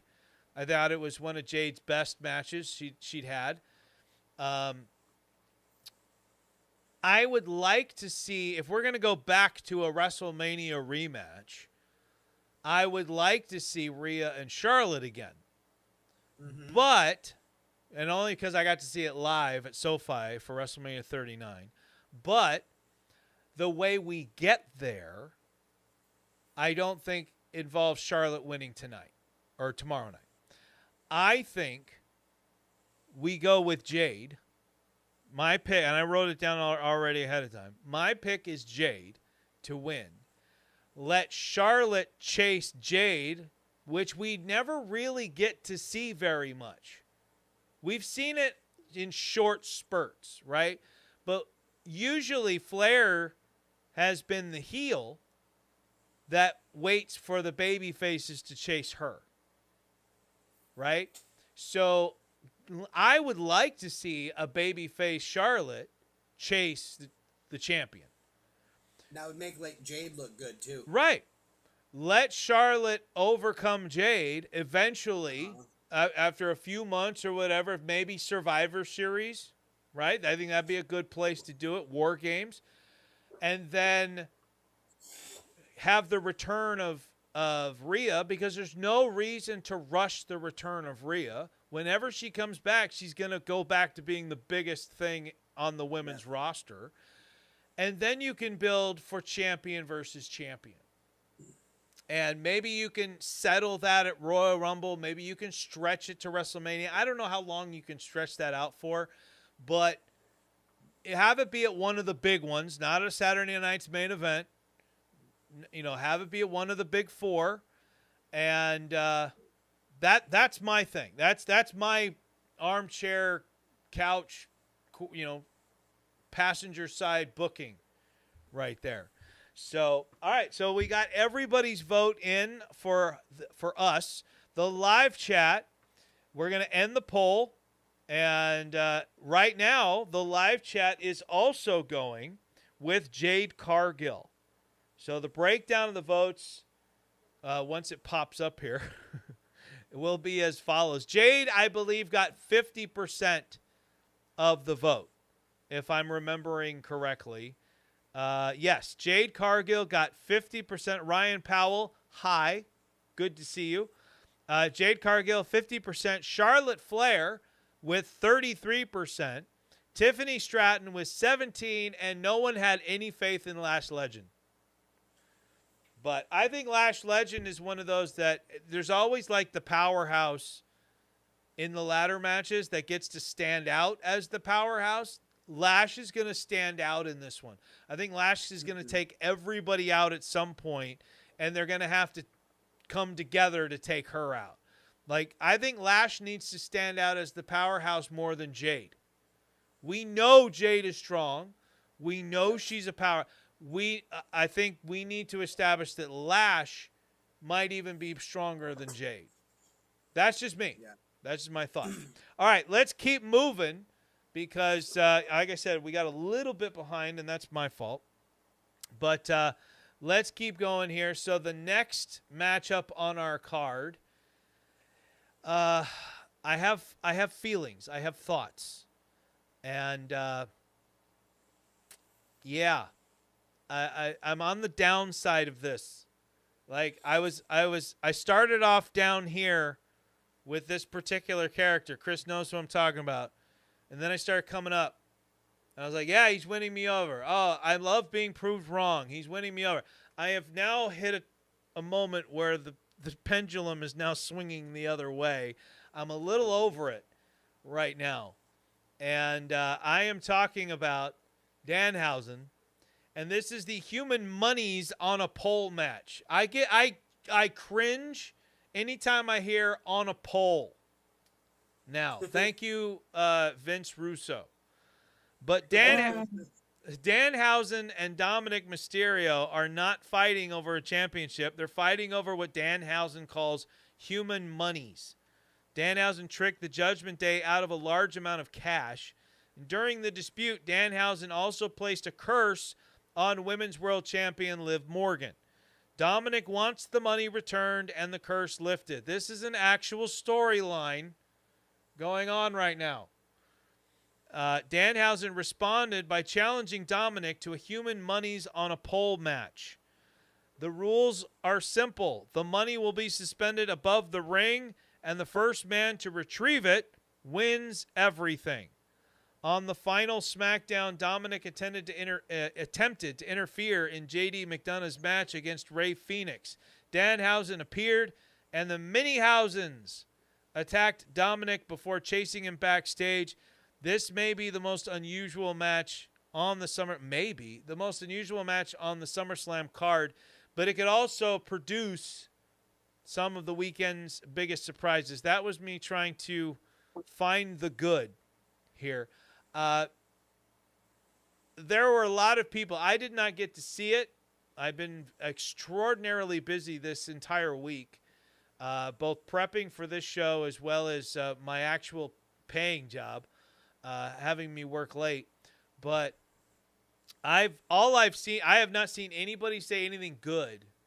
Maybe you guys have a different thought about the Joe Hendry Danhausen segment from Monday Night Raw. Does anybody have anything good that they would like to say about it? I hear a lot of silence. Crickets. Yeah. So Yeah. So, yeah. go ahead, George. You got something on your mind. Oh, I do So too. I'll let the George stuff go. thing is so bad that it's good, but they're writing a line at the moment to where it's starting to get bad instead of just bad good, right? Right. Like there's a line there, and they're starting to inch too far. I think they need to pull back just a hair. Because it's at the point where it's so bad that it's good on a lot of the occasions, like like Saturday's main event, like where you made your call there about it was so bad, it was funny, it was good, it was perfect. Right. But I feel like they're tipping a toe to be so bad that it's awful, right? So they just need to hair back just a hair, and it'll be fine. So we'll see what they do tonight. The human money's on a pole match has a potential to be humorous because I know the actual Danhausen can actually go. Yeah. Because I've seen some of his stuff. I've looked it up, and I know that we already know Dom can go and perform. Right. So I think when it comes to the actual match, it's going to be good. I think there's going to be some goofy involved because it's the character, but I think it's going to be nonetheless a good match. I'll wait for you to call me on what my prediction is, but yeah, it's we'll see. Yeah. Now, Chris, you had some thoughts about old Joe Hendry Danhausen segment, or just Danhausen in general.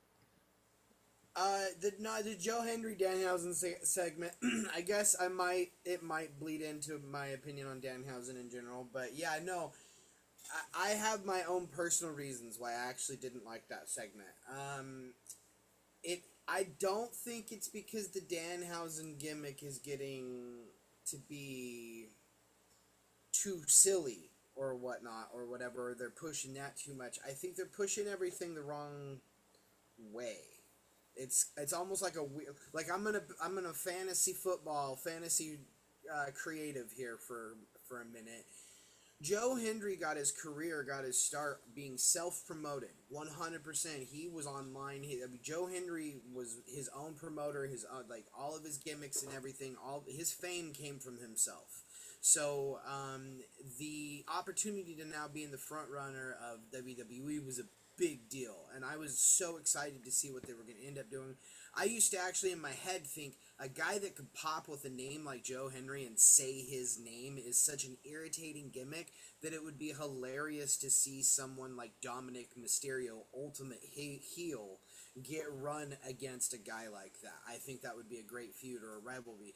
So to see Dom against a rivalry like Danhausen, which is very similar to what I'm talking about, to where Dom gets to be super annoyed at this gimmick, to me makes great TV and is the perfect rivalry. So on paper, fantasy football, Dom versus Danhausen, perfect matchup, and I would pay to see that at WrestleMania. But to promote it with, we're already a little bit tired of the little Danhausens. We've seen them a lot already. Joe Hendry's music videos ain't doing anything for anybody, so to pair Danhausen with a music video with Joe Hendry in a weird timing for no reason, I think hurt both Joe Hendry and Danhausen, to be honest. I think that actually made them both look terrible. Yeah. So here's my problem with Danhausen. Well, we've said Danhausen can go in the ring. If you've seen what he can do, Danhausen can go. The character is the issue here. And people have said to me literally, you don't get it. You don't get it. And I'm like, no, I get it. I get the character. That's why I was liking him. Right? You don't like a guy because you don't get the character, because you don't like the character. I was liking him. Here's the problem with that character. That character can get overexposed very, very quickly. Mm-hmm. I should see Danhausen on my screen maybe once a month. Mm-hmm. every show is too much. Yep. He doesn't need to be on every PLE. He doesn't need to be on every we're not going to forget who he is. As much as you might think everyone's attention spans is dirt low, which they are, let's be real. But pro wrestling fans aren't as bad as you think. We do have decent memories. And a guy like Danhausen, if we see him one week and then we don't see him the next, it makes us want to see him the week after. We have not had a chance to want to see Danhausen because he's never gone away. And and I think that the problem with Danhausen is that his character has been overexposed. He's everywhere. The social media stuff is crazy. If you're gonna, and I think in this day and age, you kind of have to pick one. You either be on TV every week, or you go social media crazy, or you go social media crazy and show up every now and then on television.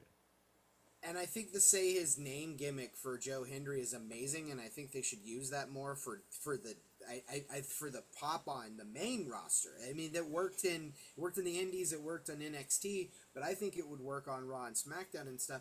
And so to then just give him being like, oh, I guess he's good on the guitar, we're gonna give him a music video, and then to muddy that down with Danhausen, like I said, I think that segment hurt both of them. See, I kind of disagree, only from the standpoint of I don't think Joe Hendry has grown any since TNA. I don't think when he came from TNA to NXT is supposed to prep you for the main roster, which I think Sean has done there a little bit better than it was done in the past.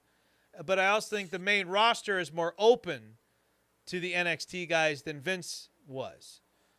But I just felt he wasn't in NXT long enough. No, he wasn't. There was no development of Joe Hendry. Right.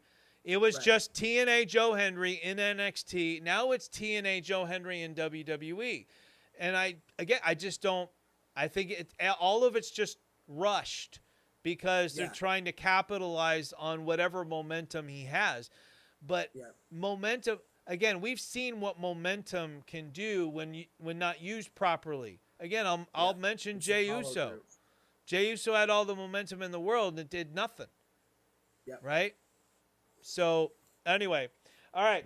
So, let's give our predictions now. George, who's walking away from the Human Monies on a Pole match? Danhausen. We got Dan. So, that was pretty quick. Yeah, my reasoning for it being is, like you said, right now they're pushing him to the moon. Yeah. Keep in mind, Dom's already been cursed. That's why Dom lost the IC belt. So Dom is still under that curse. It's never been removed. Right. And, plus I think he's gotten cursed a couple of other times. So, and I don't feel like they're ready for someone to beat the curse yet. Plus, Danhausen is, he's over right now. Like the casuals love him. I enjoy the character, but like I already prefaced it with it, they're dangerously close to it going, in a way they don't want it to go. Yeah. So, at this moment, it's all set up to put him over, right. And Dom's the right person to make that call because Dom can put over just about anybody. Yeah. And I think for the live crowds, it's still a different story. There's always something about seeing a guy live as opposed to... So the live crowds, I think, are... Oh, George is turning green again. Did you see that? George is once again becoming a lizard person. Live on the show. He is a reptilian. But, you guys might know. Like, you can see a guy over and over and over and get kind of tired of him, but then you go to a live show and you see them live, and it just feels different. Because you're seeing him in person, right? You can hear Bon Jovi's music every day and get sick of it. But then you go to a concert and you're like, shot through the heart, because you're live. You're in the crowd and you're feeling good. I think that's what happened with Danhausen with the live crowd. Everyone at home is kind of going, ugh. But the live crowd is like, yay, we get to see Danhausen because he's still on his first round of going through all these cities and towns. I would love to see what happens the second time around. You know what I mean? Like what happens the next time he rolls into Minnesota? that's going to be interesting to me to see what happens the second time. All right, Chris, what is your prediction on this one? I also agree with Danhausen being the pick. Dominic doesn't need the win at all. Yeah. And he doesn't need any kind of push. He's already over. Then the curse is a part of the storyline, so that's just going to make sense.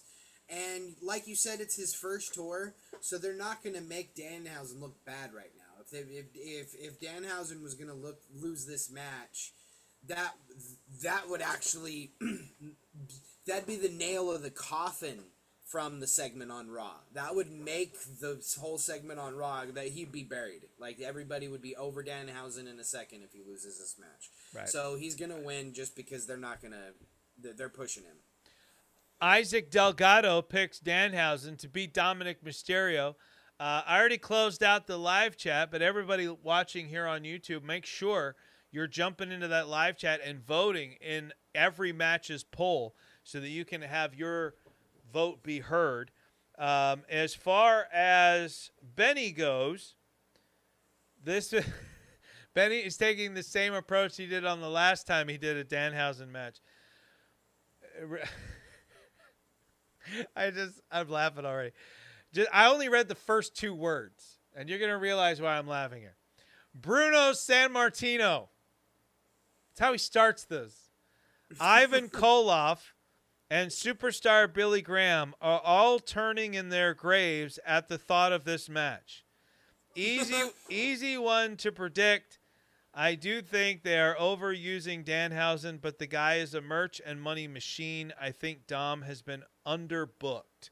So Benny's pick is Danhausen. I think, Chris, you said Dominic can afford to lose this one. I think Dominic can afford to lose every match for the history of pro wrestling, and he will still be over, and and people will still pay to watch him get his butt whooped. They could turn him losing into a gimmick. Yeah. Yep. All right. Let's jump into our next matchup here. Let's keep rolling as we now go into the United States Championship match. Trick Williams versus the returning Baron Corbin. Trick Williams captured the United States Championship from Sami Zayn and has since brought his confidence, his custom championship, and the support of Lil Yachty to SmackDown. Baron Corbin suddenly returned to WWE during a confrontation between Trick and Carmelo Hayes. Corbin dropped both men with End of Days and held up the United States Championship to make his intentions clear. Corbin attacked Trick again following the July 24th SmackDown and issued his challenge for SummerSlam. Last night, the two men had their final face-to-face confrontation, with Trick accusing Corbin of returning only to take his spotlight. Corbin argued that Trick has been handed everything and does not understand patience. Corbin promised to overwhelm Trick and take the championship.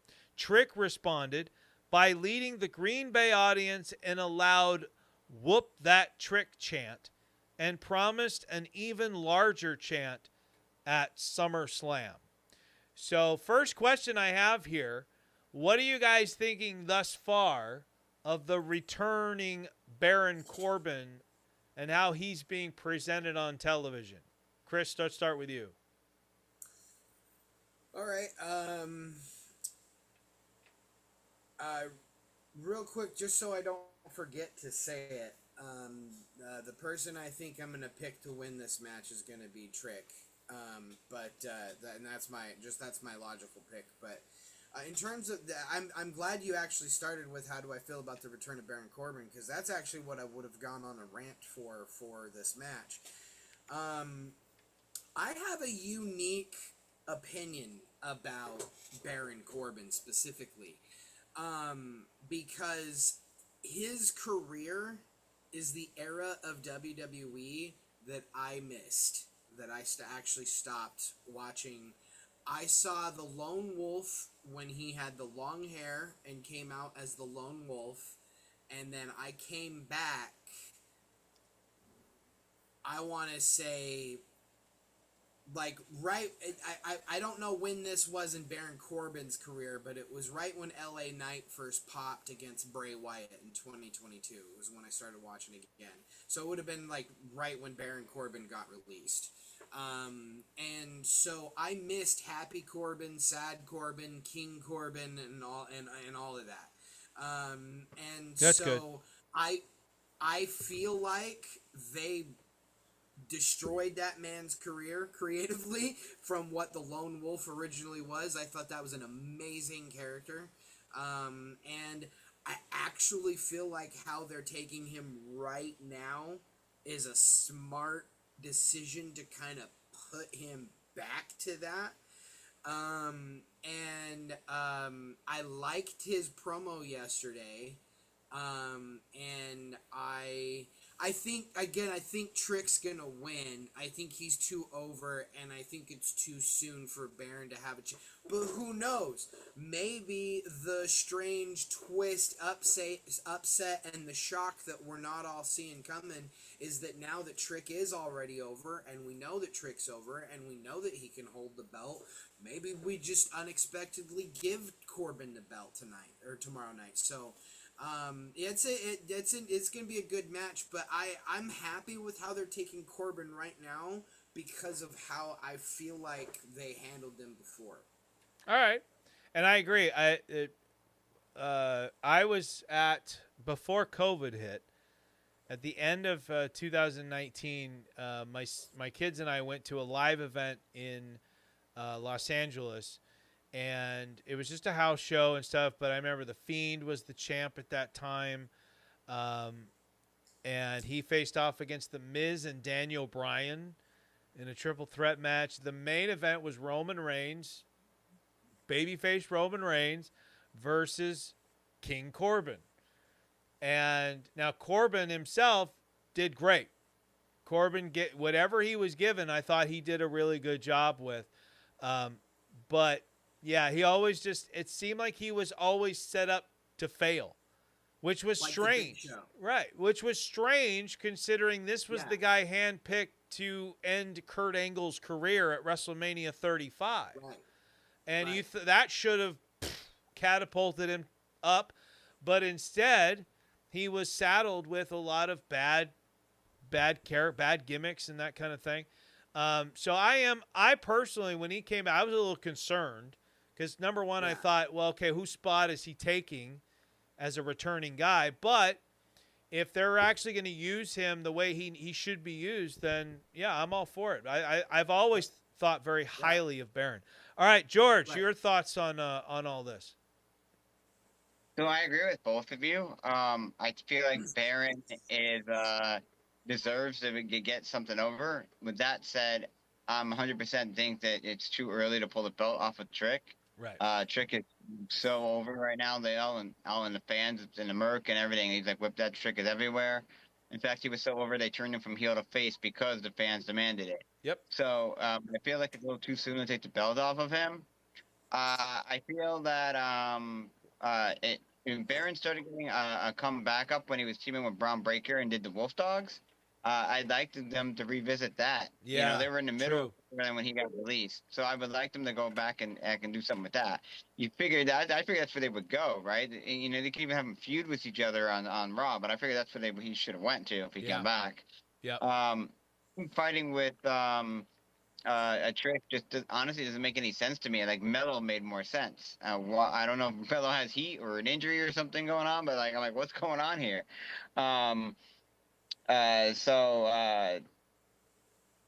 Baron is really good. No matter what you give him, he can turn it to gold. We've seen that time and time again. Like, the actual person behind the character is really, really good. Like, the poor Corbin, the happy Corbin, the sad Corbin, the King, he did it all. Like, that guy can actually perform, and he can, make you feel emotion and everything you're supposed to. But I just feel like him, right now, like you said, we're trying to push the up-and-comers. I don't see it being a spot for him to win. Now, I'm not saying that Trick's going to win clean. There may be some shenanigans involved. But I feel like if Corbin does win, it's going to be by DQ or something. Or, something like that. Not an actual Kane falls. There's not gonna be a title change. Right. Yeah, and that's a good point. Like we kind of forget that when we predict the winners of these matches, is that sometimes disqualification, and even as unpopular as they are, a count out can affect the winner while still keeping the championship on the champion. I remember back in the day, one of my favorite heel moves was they would just walk away. Money Inc. would do that all the time. They would just be like, forget it, and they would get out of the ring and they just walk to the back and get counted out. I thought that was brilliant, and that was amazing. But we always like to think, though, that for PLEs especially, like we want a clean victory in some way, shape, or form. Where I agree to an extent on certain things that everybody's been talking about. I also picked Trick to win. And maybe, whoa, I didn't do that. Hey, now. My computer just wants to go back to that 6-woman tag match for some reason. Maybe because it knows I don't like it. It's like, no, come on, like it. No, I don't. Leave it alone. Anyway, I do like the idea that Baron can win here while keeping the title on Trick. It makes Baron look strong in his return. Yeah. And Trick keeps the title, which means he's still, and whatever the case is, he can still stay strong as well. But the reason why I don't want Trick to lose the title right now is it's not that I think it's too soon. All right. I think that a mid-card title can get lost at any given time, and he can chase and anything like that. But the thing that I see here with Trick is momentum. And his momentum is constantly going up. And that is a testament to Trick. This is not me patting WWE on the back. This is what you guys were talking about with guys going after the brass ring. This is Trick taking that brass ring. Yeah. And Trick, I think when the belt comes off of Trick, it means that he's going for the big one. And I don't think he's there yet. He's close, but he's not there yet. I think we give him a longer run. What's that? Oh, he's a future Booker T. Yeah. Yeah. Trick, I see such a huge upswing for Trick, a huge upside for him, that I think we need to keep that momentum moving in the right direction. And then when it's time to take the title off him, it needs to be to a guy where that title's now going to help elevate that guy. That guy can then take the title to where he's going to take it. And Trick can now move into the main event scene. And we know he can do well in the main event because we've seen him in that bubble, right? Because I believe one of Trick's first, when he was first brought up, he was already kind of involved there when he got into the Elimination Chamber. The Chamber. And there were plenty of people that were digging Trick as a potential winner there. So, like I said, I love Trick. Trick is one of the guys on my radar that I'm constantly watching. And this is why I say, like, the future for WWE right now is looking really, really good, right? It's just... I don't think Cody and Punk are the new Hogan and that, the older guys in WCW that wouldn't get out of the way. I think what they want is they want the young guys to come take it. And there's a difference. There's a difference between a guy that holds people back and a guy that says bring it on.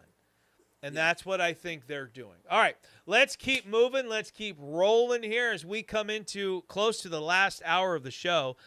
Randy Orton is in Minnesota, and he's Grandmaster says will be involved in a Mania match, and he says KO is at FanFest. So there's a lot of possibilities of people. SummerSlam over the last couple of years has been pretty famous for returns.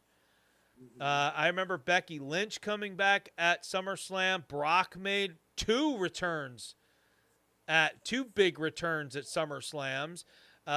Damage Control, the entire group, made their big appearance at SummerSlam. So the idea that we could get multiple guys returning, like a Drew McIntyre, like a Kevin Owens, like a Randy Orton, I think that's what makes the 2-night SummerSlam a little bit more palatable, is that it opens up doors for more matches, more opportunities for big moments and things like that.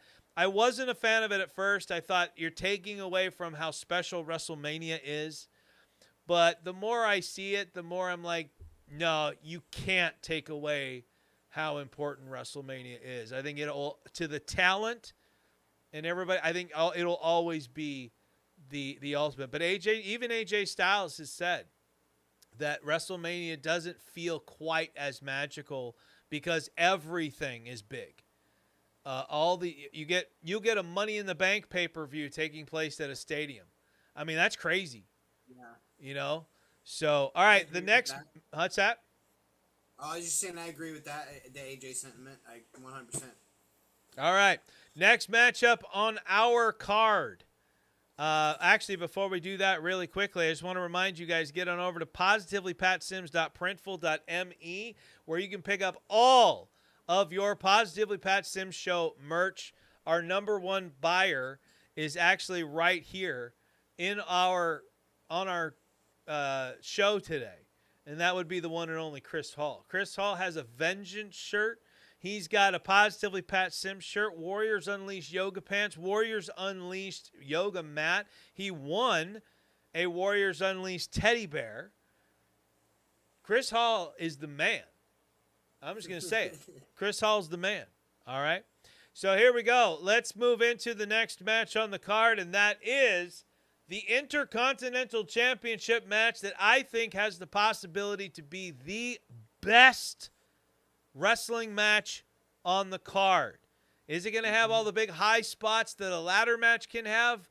Not necessarily, but you want to talk about two guys that can bring it. This is it. And Chad Gable returns home to Minneapolis as the number one contender to the IC Championship, the Intercontinental Championship. Since returning to Raw, Gable has attempted to make amends for many of his previous actions. His renewed focus eventually brought him into the orbit of Rey Mysterio, Dragon Lee, and the Intercontinental Champion Penta. Gable earned this championship match by surviving a gauntlet match against Dominic Mysterio, Dragon Lee, Ethan Page, Javon Evans, Joe Hendry, and Rusev. Despite his amateur wrestling pedigree and years in WWE, Gable has never won a singles championship in the company. Is that not crazy? Yeah, it's pretty crazy. Penta has been an outstanding champion. He retained the title in a ladder match at WrestleMania 42 and has successfully defended against several major challengers. And Gable now has the opportunity to capture his first WWE Singles Championship in his home state. Penta has the opportunity to deny the hometown challenger and continue one of WWE's strongest current championship reigns. My excitement level for this is 100 times more than Roman versus Seth. This could be the main event, and I would be perfectly fine with that. I am loving this. And first of all, before we begin, my apologies. I forgot to mention the live chat result for Trick Williams versus Baron, and Trick Williams took it easily with 87% of the vote. So night 2 seems to be a little bit more even thus far. But I want to start with Benny's prediction here, just because I'm interested to see where he goes with this one after some of his other comments here. Of course. And I didn't read Benny's for Trick either. I'm horribly bad here because I'm looking at this drawing. I didn't read that. So let me just real quick let you guys know what Benny's thoughts were. I'm not sure why this match is happening. Benny, we love you. Don't ever change. Corbin just came back and has done nothing to warrant a championship match. A part of me wants to choose him. Normally, someone returning doesn't lose their first match, but Trick is way too over. Whoa, I'm hearing an echo. To have him lose to Corbin at this point. So Benny's pick is Trick Williams. Getting into Penta and Chad Gable, if anyone deserves a feel-good moment, it's Chad Gable. The man has paid his dues, and although Brock loses in his hometown, Chad does not. So Benny's pick is Chad Gable. Chris, what are your tell me all about what you love about this, and then give me your pick on this one. Oh, I will be a promoter for this match. Put me on WWE TV right now, and I'll talk this match up. I agree with you. I think that this is going to be my match of the weekend, because we're going to go all the way back to before the heel turn of Gable. When he started gaining his real momentum was right when he was going babyface against Gunther. And the crowd was like, okay, Gable's gonna pop and go far. And then he had that really weird heel turn against Alpha Academy, which started the El Grande Americano stuff, then the injury, and then the magic that came from that injury. And now we have Gable back being face again. Rightfully so, though, because his original push is what he deserved back then. And now that he's getting it, I think Penta is an amazing opponent for him.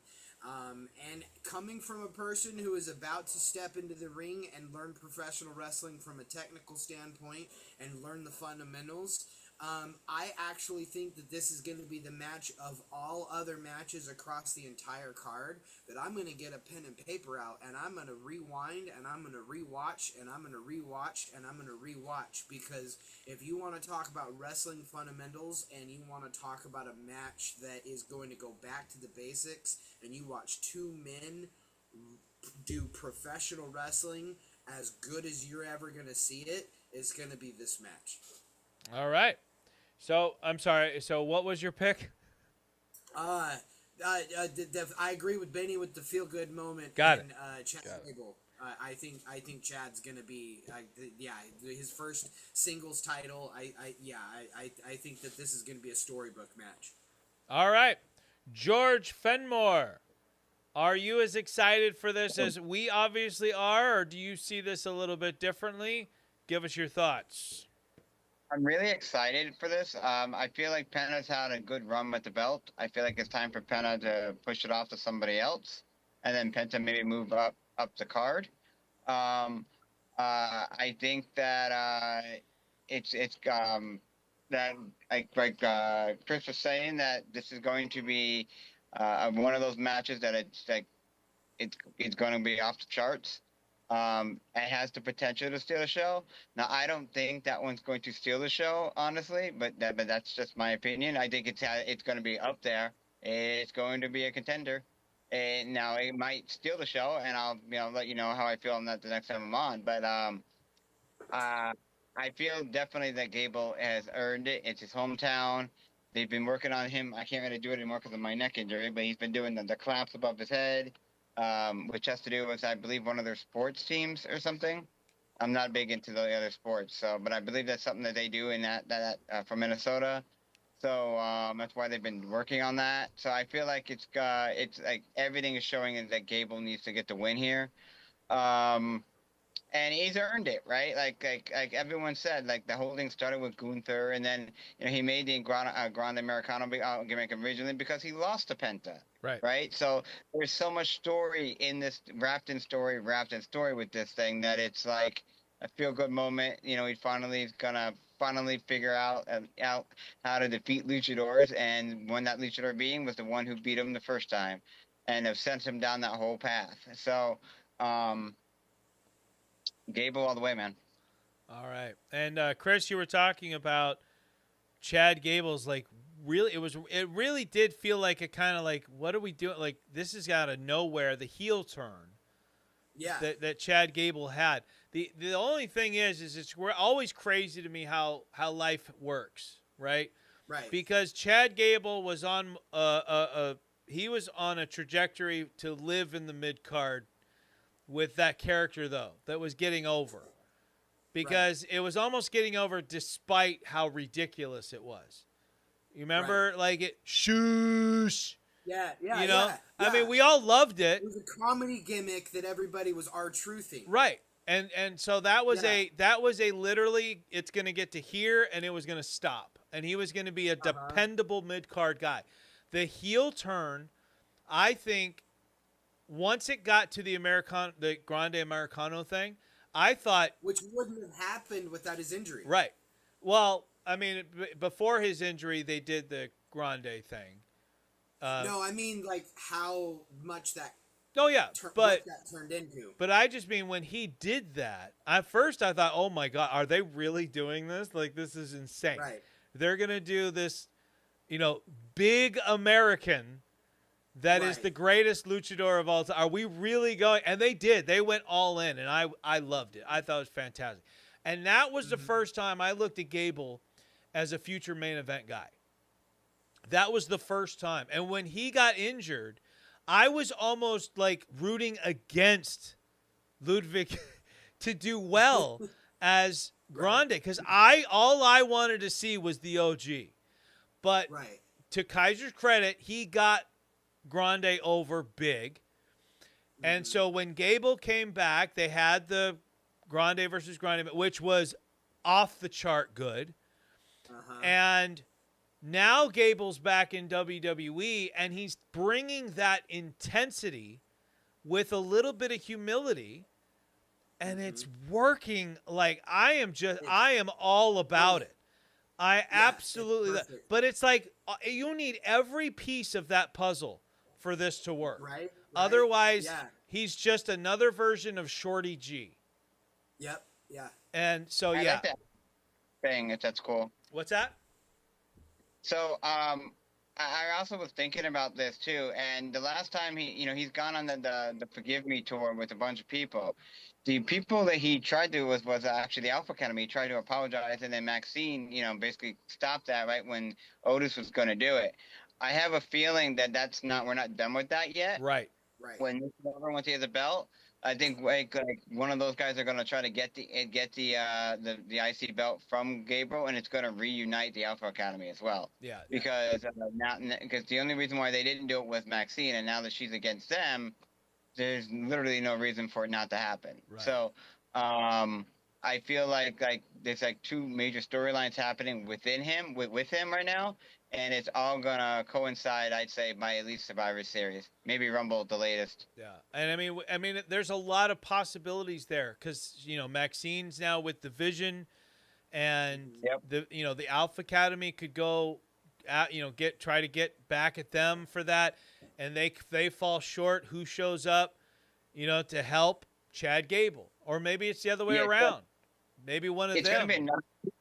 I feel like it's gonna be a numbers game, and that's what's going to end up getting them back together. It's like one of them is going to get being outnumbered by the other, and then the other, either the Alpha Academy is going to come even the score up, or Gable's going to help them to even the score up. Right. So and I really feel like, and that's why Otis have been friends for life. Yeah. So like, and I am so glad that it wasn't just a hey, I'm sorry, and then it actually happened because it looked like it was going to till Maxine stepped in.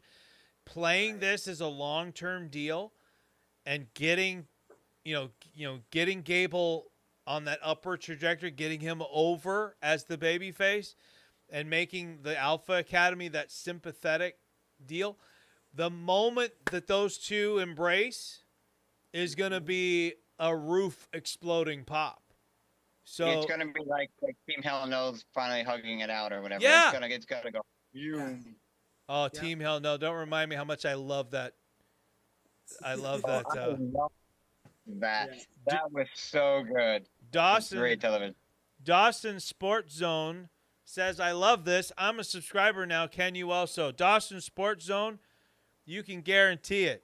As soon as I get off of here, off this show, I will get in there. I'm going to write down your YouTube handle right now, and I promise you will have a subscriber in Positively Pat Sims in about an hour.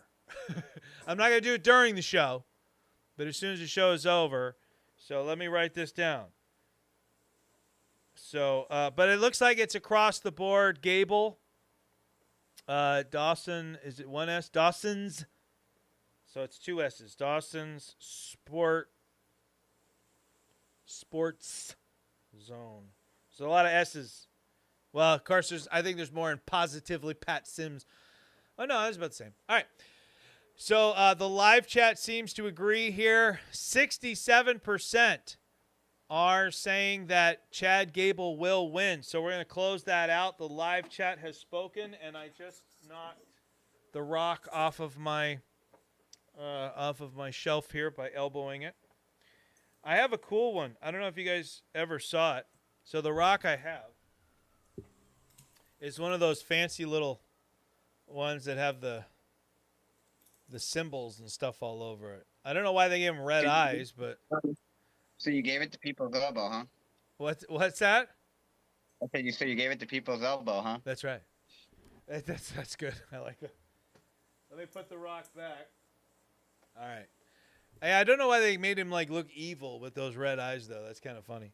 All right. Now we're going to get into the next matchup on the card. We got 2 matches left, which means we could end a little bit early today, and that's fine if we do. No problems there. It also means that I didn't go off on some tangent like I did on the first couple hours. So everybody, do whatever it takes to keep me away from that.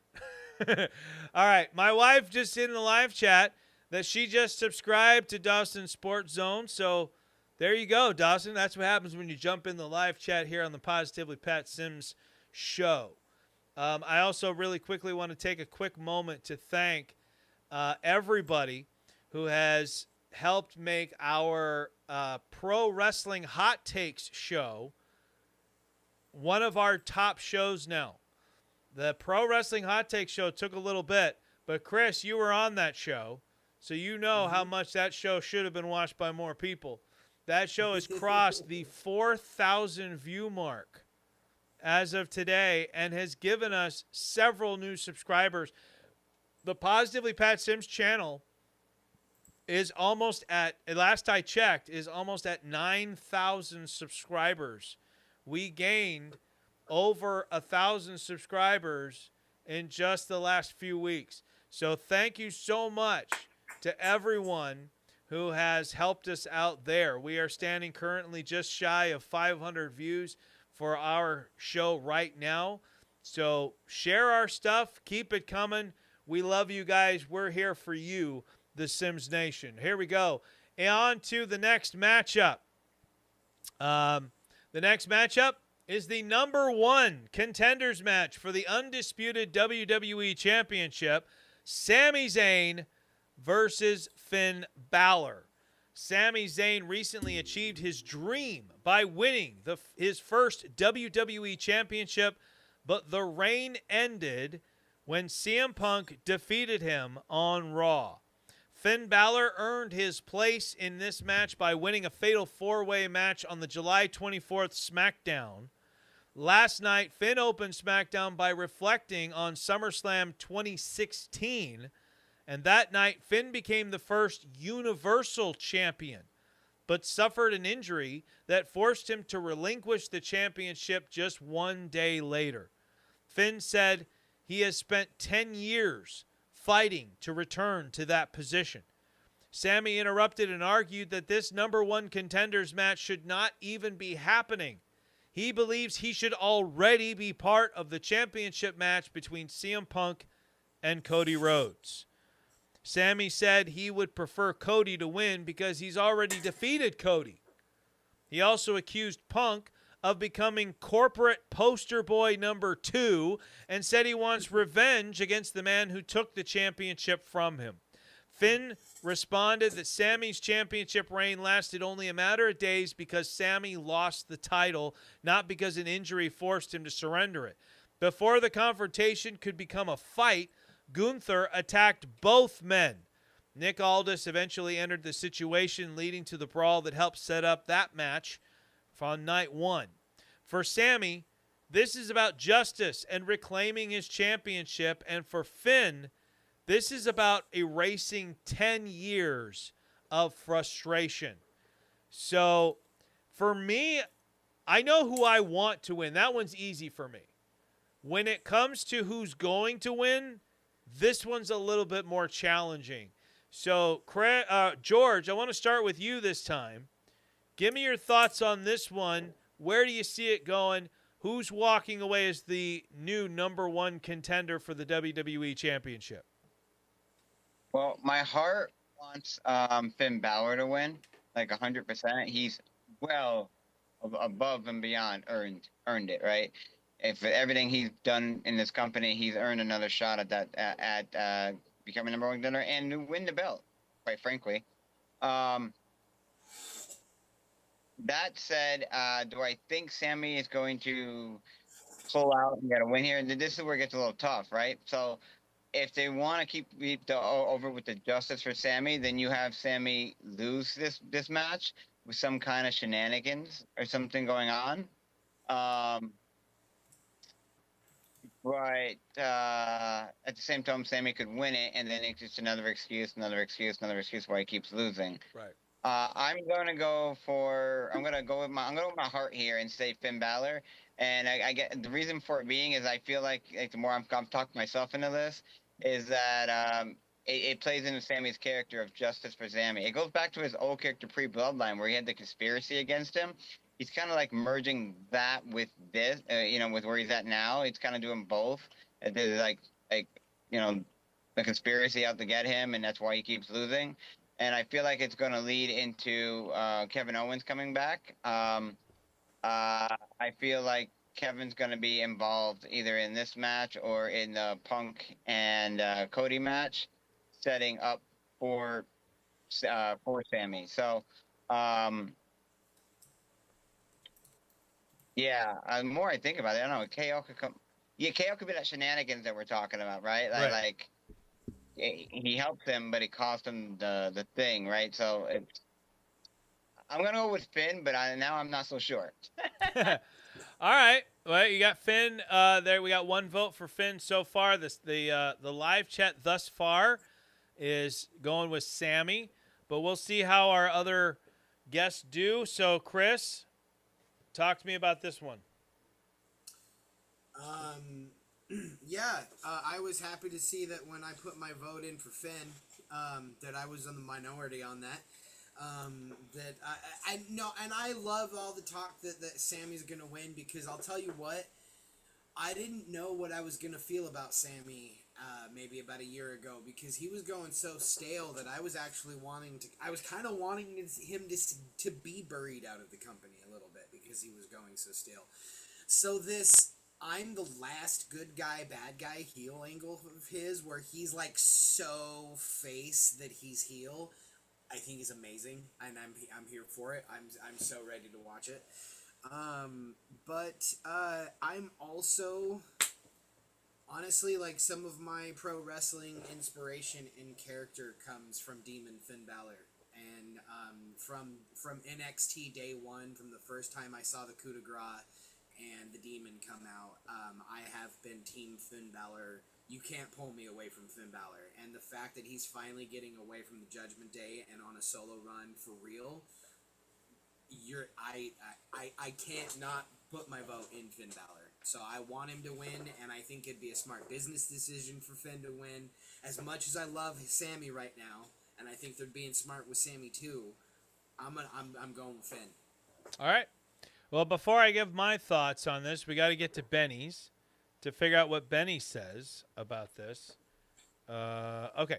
But in the live chat, guys, we're now 50-50 on this number 1 contenders match. So 1 vote could take this one home. So if you haven't voted in our YouTube live chat, do it now. And because we got to have a winner on this one. I don't want to go with a 50-50. Old Pat Zini had to do the no contest thing because the dart fell the wrong way. There we go. Now we got a vote in there. So as of right now, Finn Balor's winning. Well, let's get to Benny's choice here.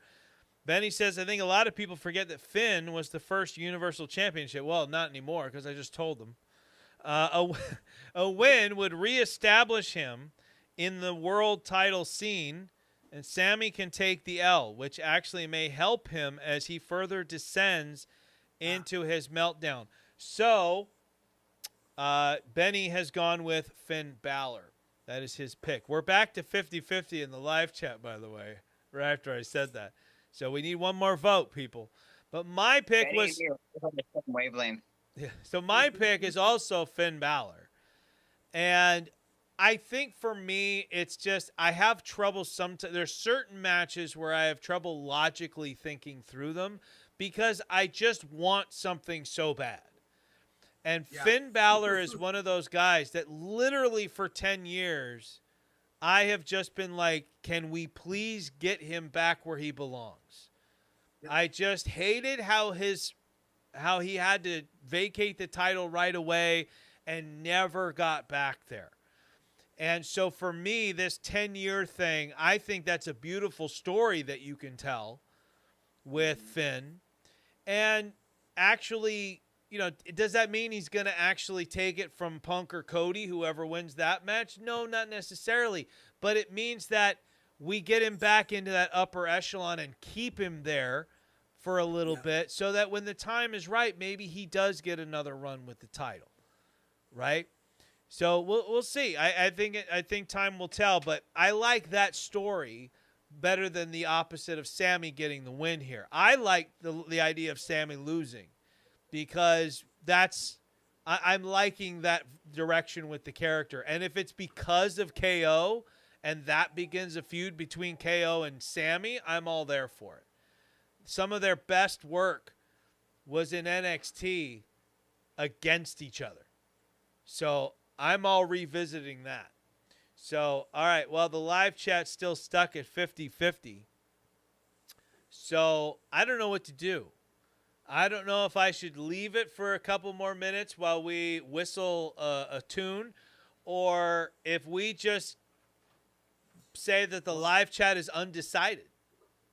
One thing I'll say real quick too is this match and the Gable Penta match actually coincides with more of what I was talking about of what I want to see out of WWE. Right. And that's build up our mid-carder matches and make sure that we're caring about the card all the way up and down a card and not just the top main event. So I think this is a good showcase of us getting into some real pro wrestling again, just like the Penta Gable match. Yeah.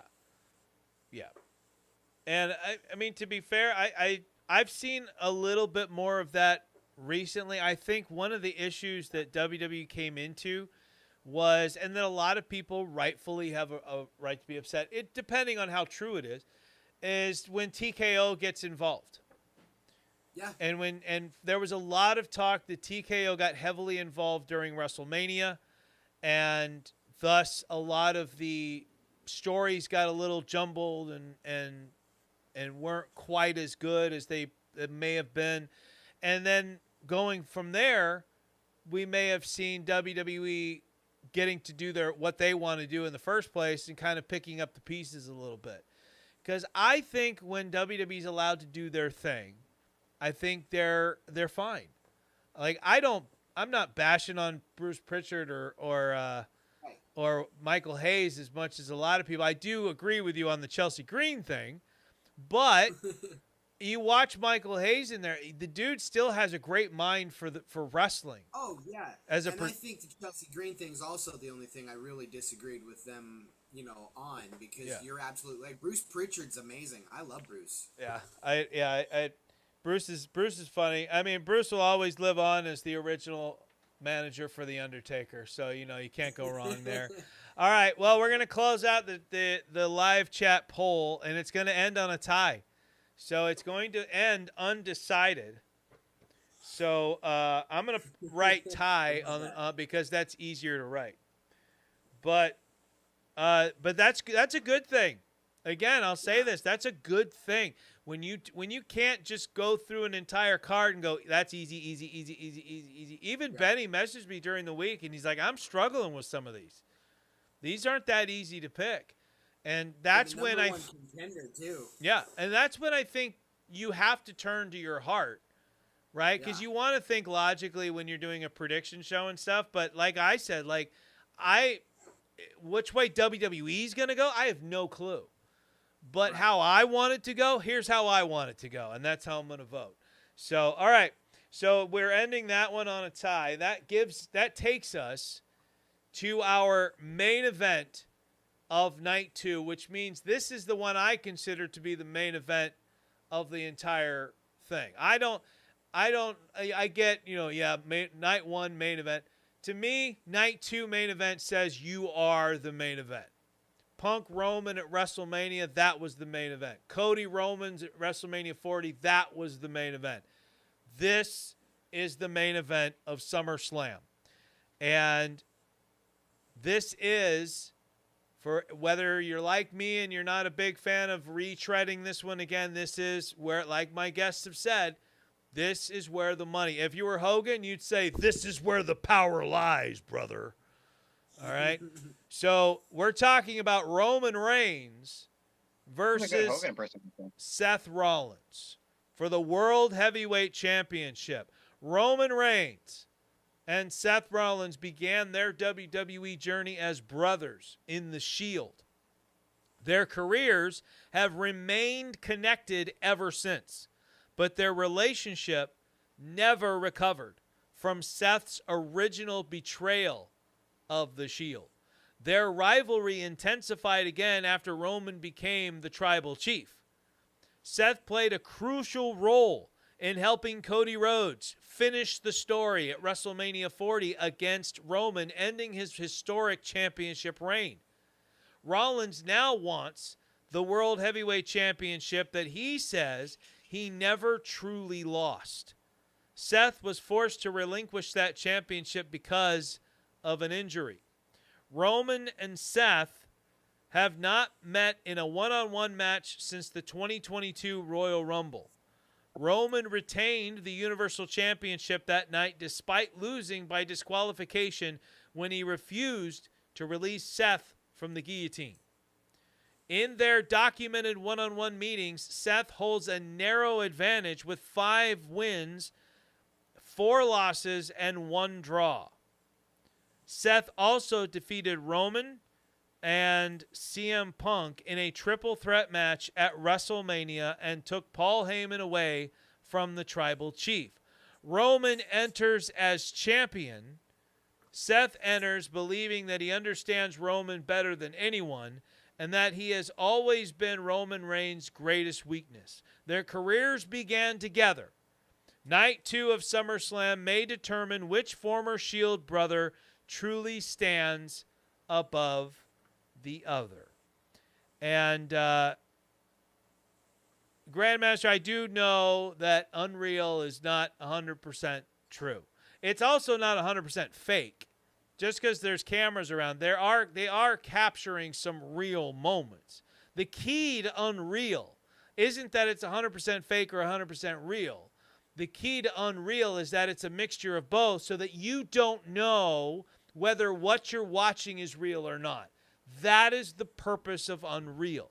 It is to continue to do what pro wrestling has done for years. Why the selective outrage about it is nonsense. Unreal is meant to blur the lines of reality. That is pro wrestling.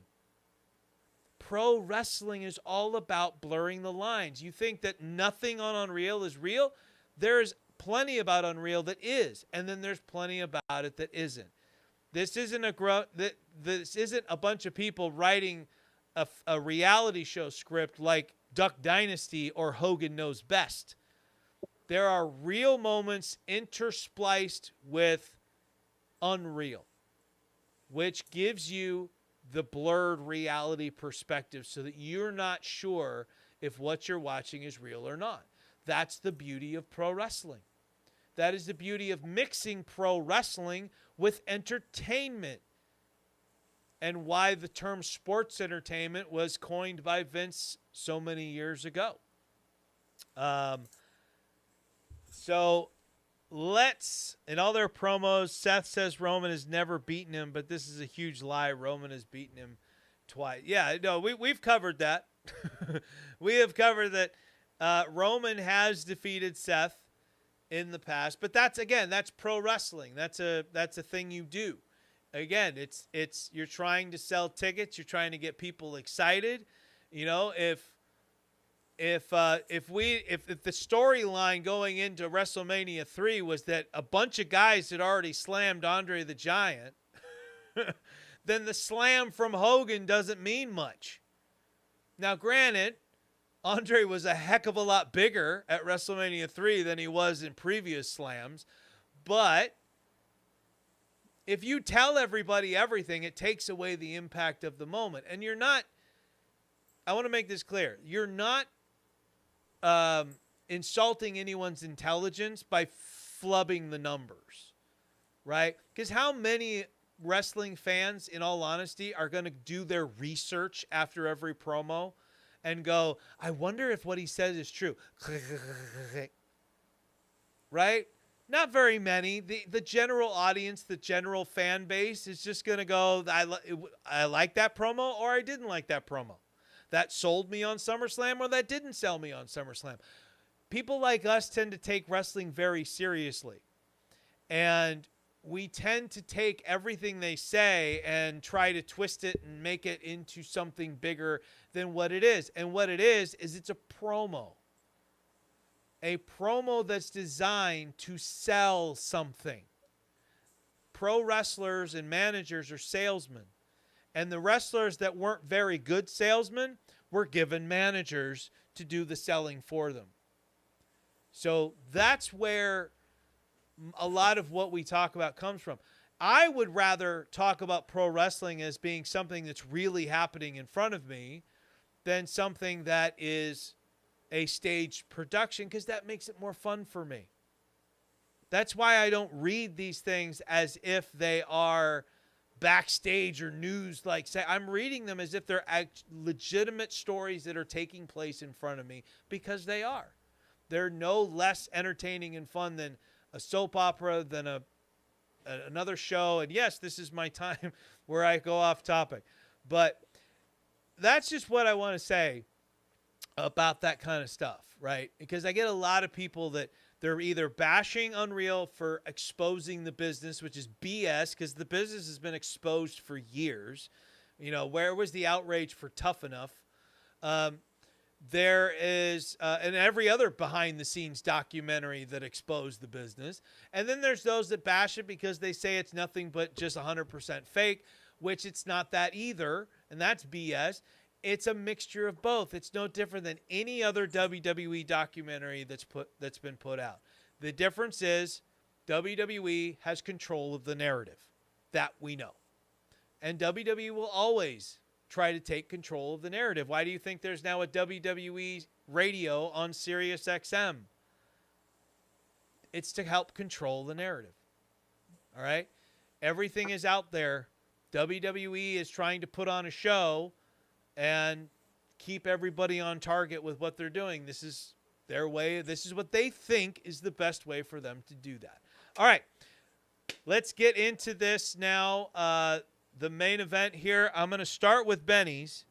That way we can focus on George and Chris's thoughts and then my own at the end here. But let's get into Benny's here. This is not a very long preview from Benny. This is his shortest one, by the way. I think it's very important that Roman wins clean, and he will. I see Roman holding the title until the next WrestleMania. His pick is Roman Reigns. Very quick, very simple, very to the point. Now let's see what you guys think about this. I've spoken my piece about it. I'm not going to say anything more. I'm not going to follow up on it. Seth is my problem. You guys already know this. I said this before. I like Roman. I've never been a big Seth Rollins fan. I'm just not. His voice gets to me. I don't like his character. That's just me. In ring, I have all the respect in the world for him. Other than that, I'm good. George, give us your thoughts on this one and who's walking away the World Heavyweight Champion. So for me, I'm a huge OTC fan. Um, hold it up, brother. Um, for me, it's Roman all the way. They've hyped it up to the point where like Roman hasn't gotten him with the big one when there's a title on the line. Roman hasn't yet to be able to get a win on him. So I feel like that's what we need right now. Um, I feel like Roman is going to finally get the win over Seth. It's going to set up Seth now. If he wants to have another shot at it, he's going to have to fight through the bloodline to get back to it. They've already set up a Jacob and Seth a little like a backstage thing that like he said, whatever if there's anything left you if the OTC gets done with you, I'm going to dog walk that ass. That's literally what he told them. So I'm really looking forward to seeing that. Um, I feel like Rollins, like Roman says, he's always injured. Everyone makes a thing about like Roman's not there as much, but like Rollins is always getting hurt. Yeah. Uh, so like he, you really don't. I really don't want him to be champion right now. I feel like it's Roman's time right now. It's building up everything. Because what we want to see is Obo versus Roman, and I feel like that is a mania moment right there. And I think that's why another reason why they're prolonging that match is to get us to that point. That's what I would like to see at least. Roman and Seth, they have this history, and it goes back, like everyone said, forever. For me, what I want eventually to come out of all this when it's all said and done is for Seth to lose to Roman here, and at some point in the future before they retire, them to get back together as a unit, like half of a Shield or whatever. I would like to see that at some point before they call it quits. Do I think it's now? No. Do I think maybe 3 years down the line, 2 years down the line? Possibly. Because Roman has already said he doesn't know how much longer he has in it. I think he said, well, like 2, 3 years, 4 years, something like that left. So I would like to see them to finally make up and make amends, like on TV, and not just rush because because Ambrose is out the door, but because it's true, right? So there's got to be some kind of way that they can make up on air.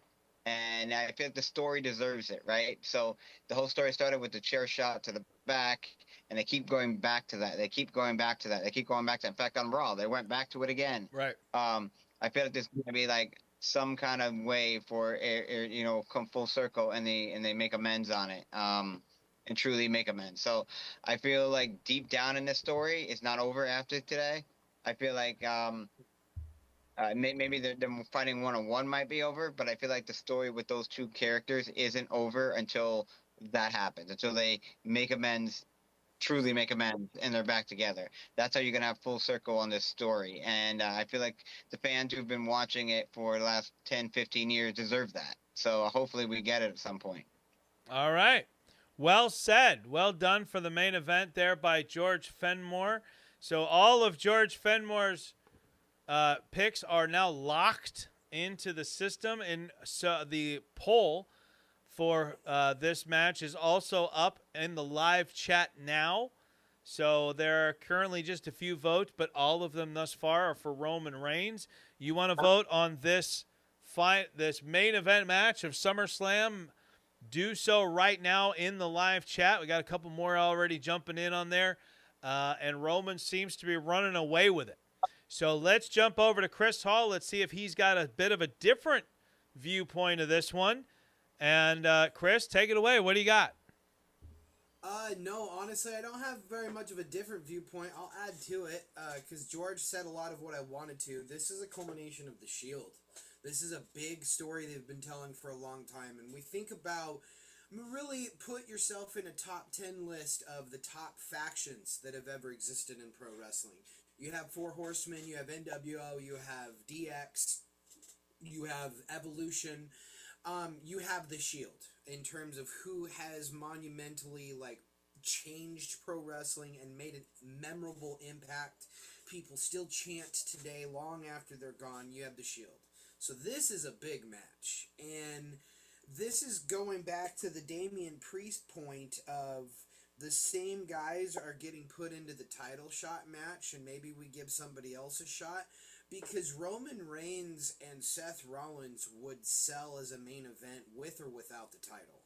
I mean, Roman Reigns has reached a point of stardom where he's on par with The Rock and Triple H and Stone Cold and The Undertaker, where in this era of pro wrestling, we're always going to remember Roman Reigns as being who he is. I agree with you in terms of how I early on felt about Seth Rollins. I also have had a hard time getting down on Seth Rollins and liking him as a character, but I've seen a lot of his outside of the ring stuff, and I think he's got an amazing mind for the business. So when I look at his character now, I compare his character to a combination of Macho Man Randy Savage, Chris Jericho, and Shawn Michaels. And if I put the three of those characters together into Seth Rollins, I really get more of what Seth Rollins' character is trying to do. But I see Roman winning. I for all the reasons that George said, I think the story they're building is much bigger than Seth winning right now. No, like I said, with or without the title, this is a match of the ages because of the amount of story that's going into it. All right. Well said. Well done. And there's really not a lot more that I can add to that. I think I made my feelings on this one pretty well said. It's not to say that I'm not going to enjoy the match. Let me just make that very clear. Whatever I think about certain things, I still want the matches to entertain me. You know, whatever I think of Danhausen's whole deal, it doesn't mean that I don't want the match to succeed. And I want to make that clear on every show that I do. Like, you know, if I made a joke earlier about me nitpicking Supergirl, right? But it's not like I went into Supergirl hoping it failed or hoping it did bad, or that I want the DCU to fumble and fail and fall just because I happen to like Man of Steel, Batman v Superman, the actual Zack Snyder movies better. I want people to succeed. I want people to do well. I want Roman Reigns and Seth Rollins to come out and steal the show and have me go, well, that's why they main evented, right? And go, I was wrong. I was absolutely wrong. You know, Cody, as much as I love Cody, I'm going to be honest here. I love Cody Rhodes. The last two WrestleManias have sucked. Cody, Randy, Unreal can do whatever they want to make me think that was a good match. It was boring. It was an awful match. The ending was great. The way that Cody got beat the hell up. I mean, the story was fine. I didn't even mind Pat McAfee's role in it. I'm like, okay, we're getting heat here. Like, whether it's intended heat or not, we're getting heat here. I liked it. I was all for it, you know, but Cody and Randy didn't work. And I think the reason it didn't work is what I said earlier in the show, is because unnecessarily turned Randy Orton heel when you already had a great story of mentor versus mentee, whatever that is called, the student versus the teacher, right? And then we go back. As memorable as John Cena's heel turn was in the moment, doesn't mean it was a good idea. John Cena versus Cody Rhodes sold itself. And John Cena has admitted, not just in the Unreal segment, but he's admitted in multiple interviews that he went out and purposefully tried to make matches boring. And Triple H had to pull him aside and be like, bro, you can't do that. Like, WrestleManias 41 and 42, the Cody Rhodes matches were not good. Yeah. So maybe there's a little bit of that. Let's put Cody on night one.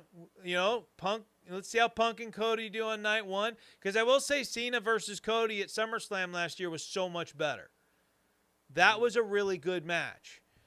But maybe there's a little bit of that going on right now where they're like, we know Roman and Seth can bring it. let's see what Punk and Cody give us on night one before we decide where we're going with either one of those guys. And again, that's coming from a guy that I'm a fan of both of those. I'm a fan of Punk. I'm a fan of Rhodes. Especially given Cody Rhodes' connection to Dallas and DDPY and all that fun stuff. And one of my fellow champs, Stephanie Kelly, I remember she went down there and met Cody at the PC one day, and that was really cool. George, have you ever gotten to meet Cody? Yeah, got my picture with him and everything. He also made a video for my daughter. He's like, oh my God, he's an amazing person. Yeah, I kind of figured if anybody in the DDPY community would know Cody, it'd be George. Because that's what you got to contend with, Chris. If you want to overtake George in DDPY. Fun story. We were in a Transformation University lecture, and Nadia was giving a speech, and in the background on her wall was a Legend of Zelda Master Sword metal replica, and somebody in the chat was like, "Is that a Master Sword?" And Nadia turns around and looks back at it, and she comes back and she goes, "Yeah, it is. It actually used to be Cody Rhodes's. He gave it to me because he's not using it anymore. It's real metal." And I was like, and so is that story. That story was way metal. So I bought my son Seth the Legend of Zelda sword from the first game. Which sword is it? Like, what do they call it? The Master Sword. So that's the Master Sword? Yeah. From the original game, though, right? Yeah. Yeah. So, yeah, I bought my son Seth one for Christmas last year. Well, who doesn't have one, apparently? I don't. I had to go get me one. I can't reach my sword. My sword is better.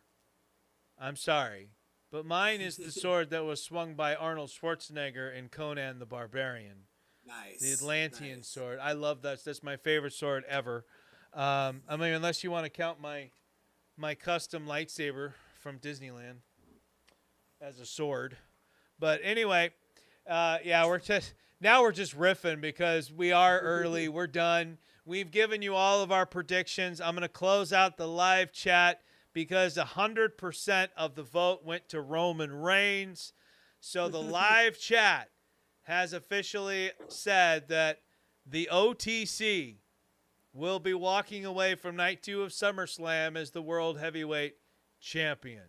So, guys, this has been a great show for me anyway. I mean, I always have such a great time. I hope, again, I say what I say. I just speak my truth. It's nothing personal. I got nothing against anybody. I love everybody. I'm a positive guy. I try to be as much as possible. But I just love pro wrestling. And I love WWE. And you guys that know my story know that WWE saved my life on more than one occasion. And I'm talking about as a kid. I'm talking about as a young man. And I'm talking about just 5 years ago when, because of my fandom of WWE, I happened to remember DDP in a Royal Rumble wearing a DDPY shirt. And that sparked a whole line of events that led me to doing DDPY, becoming a DDPY champ, owning my life. And without that confidence that it gave me, I wouldn't be doing these arm sleeve tattoos. I wouldn't have Unstoppable written on my arm, the DDP logo on my chest. Chris, without DDPY, is not a pro wrestler in training. He would never have hired me, even met me, or hired me as his fast track coach. He wouldn't have incredible friends like George Fenmore and like Ron, right? And, I mean, Chris's life trajectory has changed for the better like very few people I've ever seen. Like, Chris takes what people like George does and people like myself. Like, Chris literally told me, I'm watching what you're doing. He's asking questions. How do you find time to do this? Where do you do that? And he takes what we do, and then he goes a little, and he pushes us to do more by raising the bar. So when he says he's coming for you, he means it. And we got to up our game. Every day for the next 5 years. That's when he's starting to get on my level. I'm waiting. I want to Yeah. see these. I want to see you do the George combo every day for a month. Then we'll talk. I don't even attempt to get on the George level for DDPY. I created my own level. Sweat and Iron with DDP from 2017, followed by Red Hot Core, followed by Terrible Tens. And you got a cycle push-up every push-up. Get at me. What's up? Send me literally, because I won't remember all that. DM me the workout and we'll talk. That dropped me at my peak. That would kick my butt. So it's oh god, it's so honestly. brutal. I really need things to kick my butt right now. So I can kick your butt. But I was trying to help you out. Oh yeah, Pat. So we're on the DDPY comment. While we're there, they had this thing called Improve Your Moves lecture, and they were trying to show the Razor's Edge. And for whatever reason, it just heard him a billion times. It just wasn't clicking. I took him outside in 5 minutes. What happened, Chris? You got me right into it without pain. The Razor's Edge had always hurt me before based on my form, and he was able to show me how to get into it. Well, good for you. I need to close the show. Hey, your handicap was remote on camera. I give you that credit. 'Cause I did help you out a little bit. There was a few things where the way I explained it, I remember you and Brad helping you guys get into those things. You did wonders, Pat. You did wonders. Thank you so much. And guys, just if you guys have any questions about DDPY, we got 10 more minutes. no, we have like 3, because then I play the song at the end and say thank you for watching, and I gotta say thank you to everybody and all that stuff. So, guys, and what we're talking about is DDPY. And if you have any questions about DDPY, you can reach out to me. You can reach out to George or Chris, or go to ddpyoga.com. And if you want help with DDPY, I am a fast track coach. George and I are both instructors. George is level 2, and Chris is in training. I'm officially getting my certification for level 1. Right. So there's a lot of good stuff, a lot of good ways you can get involved and get going with DDPY. Again, you can check out Fast Track Coaching at ddpyoga.com. And guys, again, positivelypatsims.printful.me is where you can pick up all your Positively Pat Sims merch. And I want to thank my special guest for today, the one and only Chris Hall. Thank you so much. Big round of applause for Chris. Round of applause for Chris. All right. And then I want to thank the ever amazing George Fenmore. Round of applause for George Fenmore. Round of applause for George Fenmore. Thank you so much. I want to thank everyone who tuned in live right here and now to YouTube, and especially all of you that jumped in on the live chat, including Sheriff AJ at the very last bit here. Thank you very much, guys, for jumping in, being a part of the show. We love when you interact with the show. And lastly, I want to thank everyone who joined us on WANT Radio. You can listen to WANT Radio 24/7 by going to wantradio.com or by downloading the Live 365 app and just searching for WANT Radio. We have music, we have talk, we have comedy. It's all there.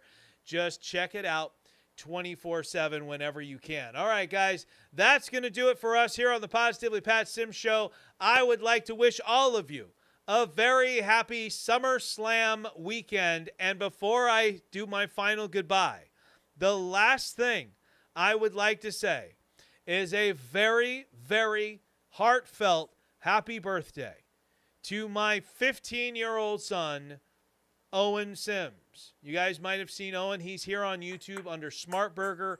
Owen has been on Game Night and At the Movies. Owen, I love you. Thank you so much for being such a great son. And I hope this birthday is unforgettable. And it is because of that birthday that we may not have any reaction shows. Just so you guys are aware, it's not that I don't want to.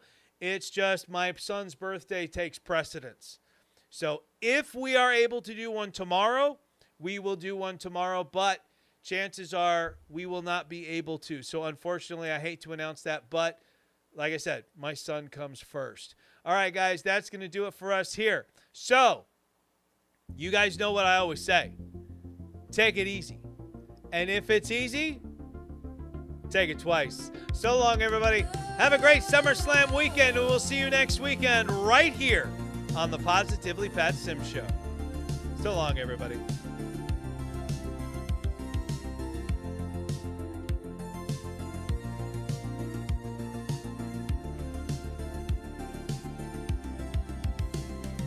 The lights are dim, but the room still hums with the echoes of laughter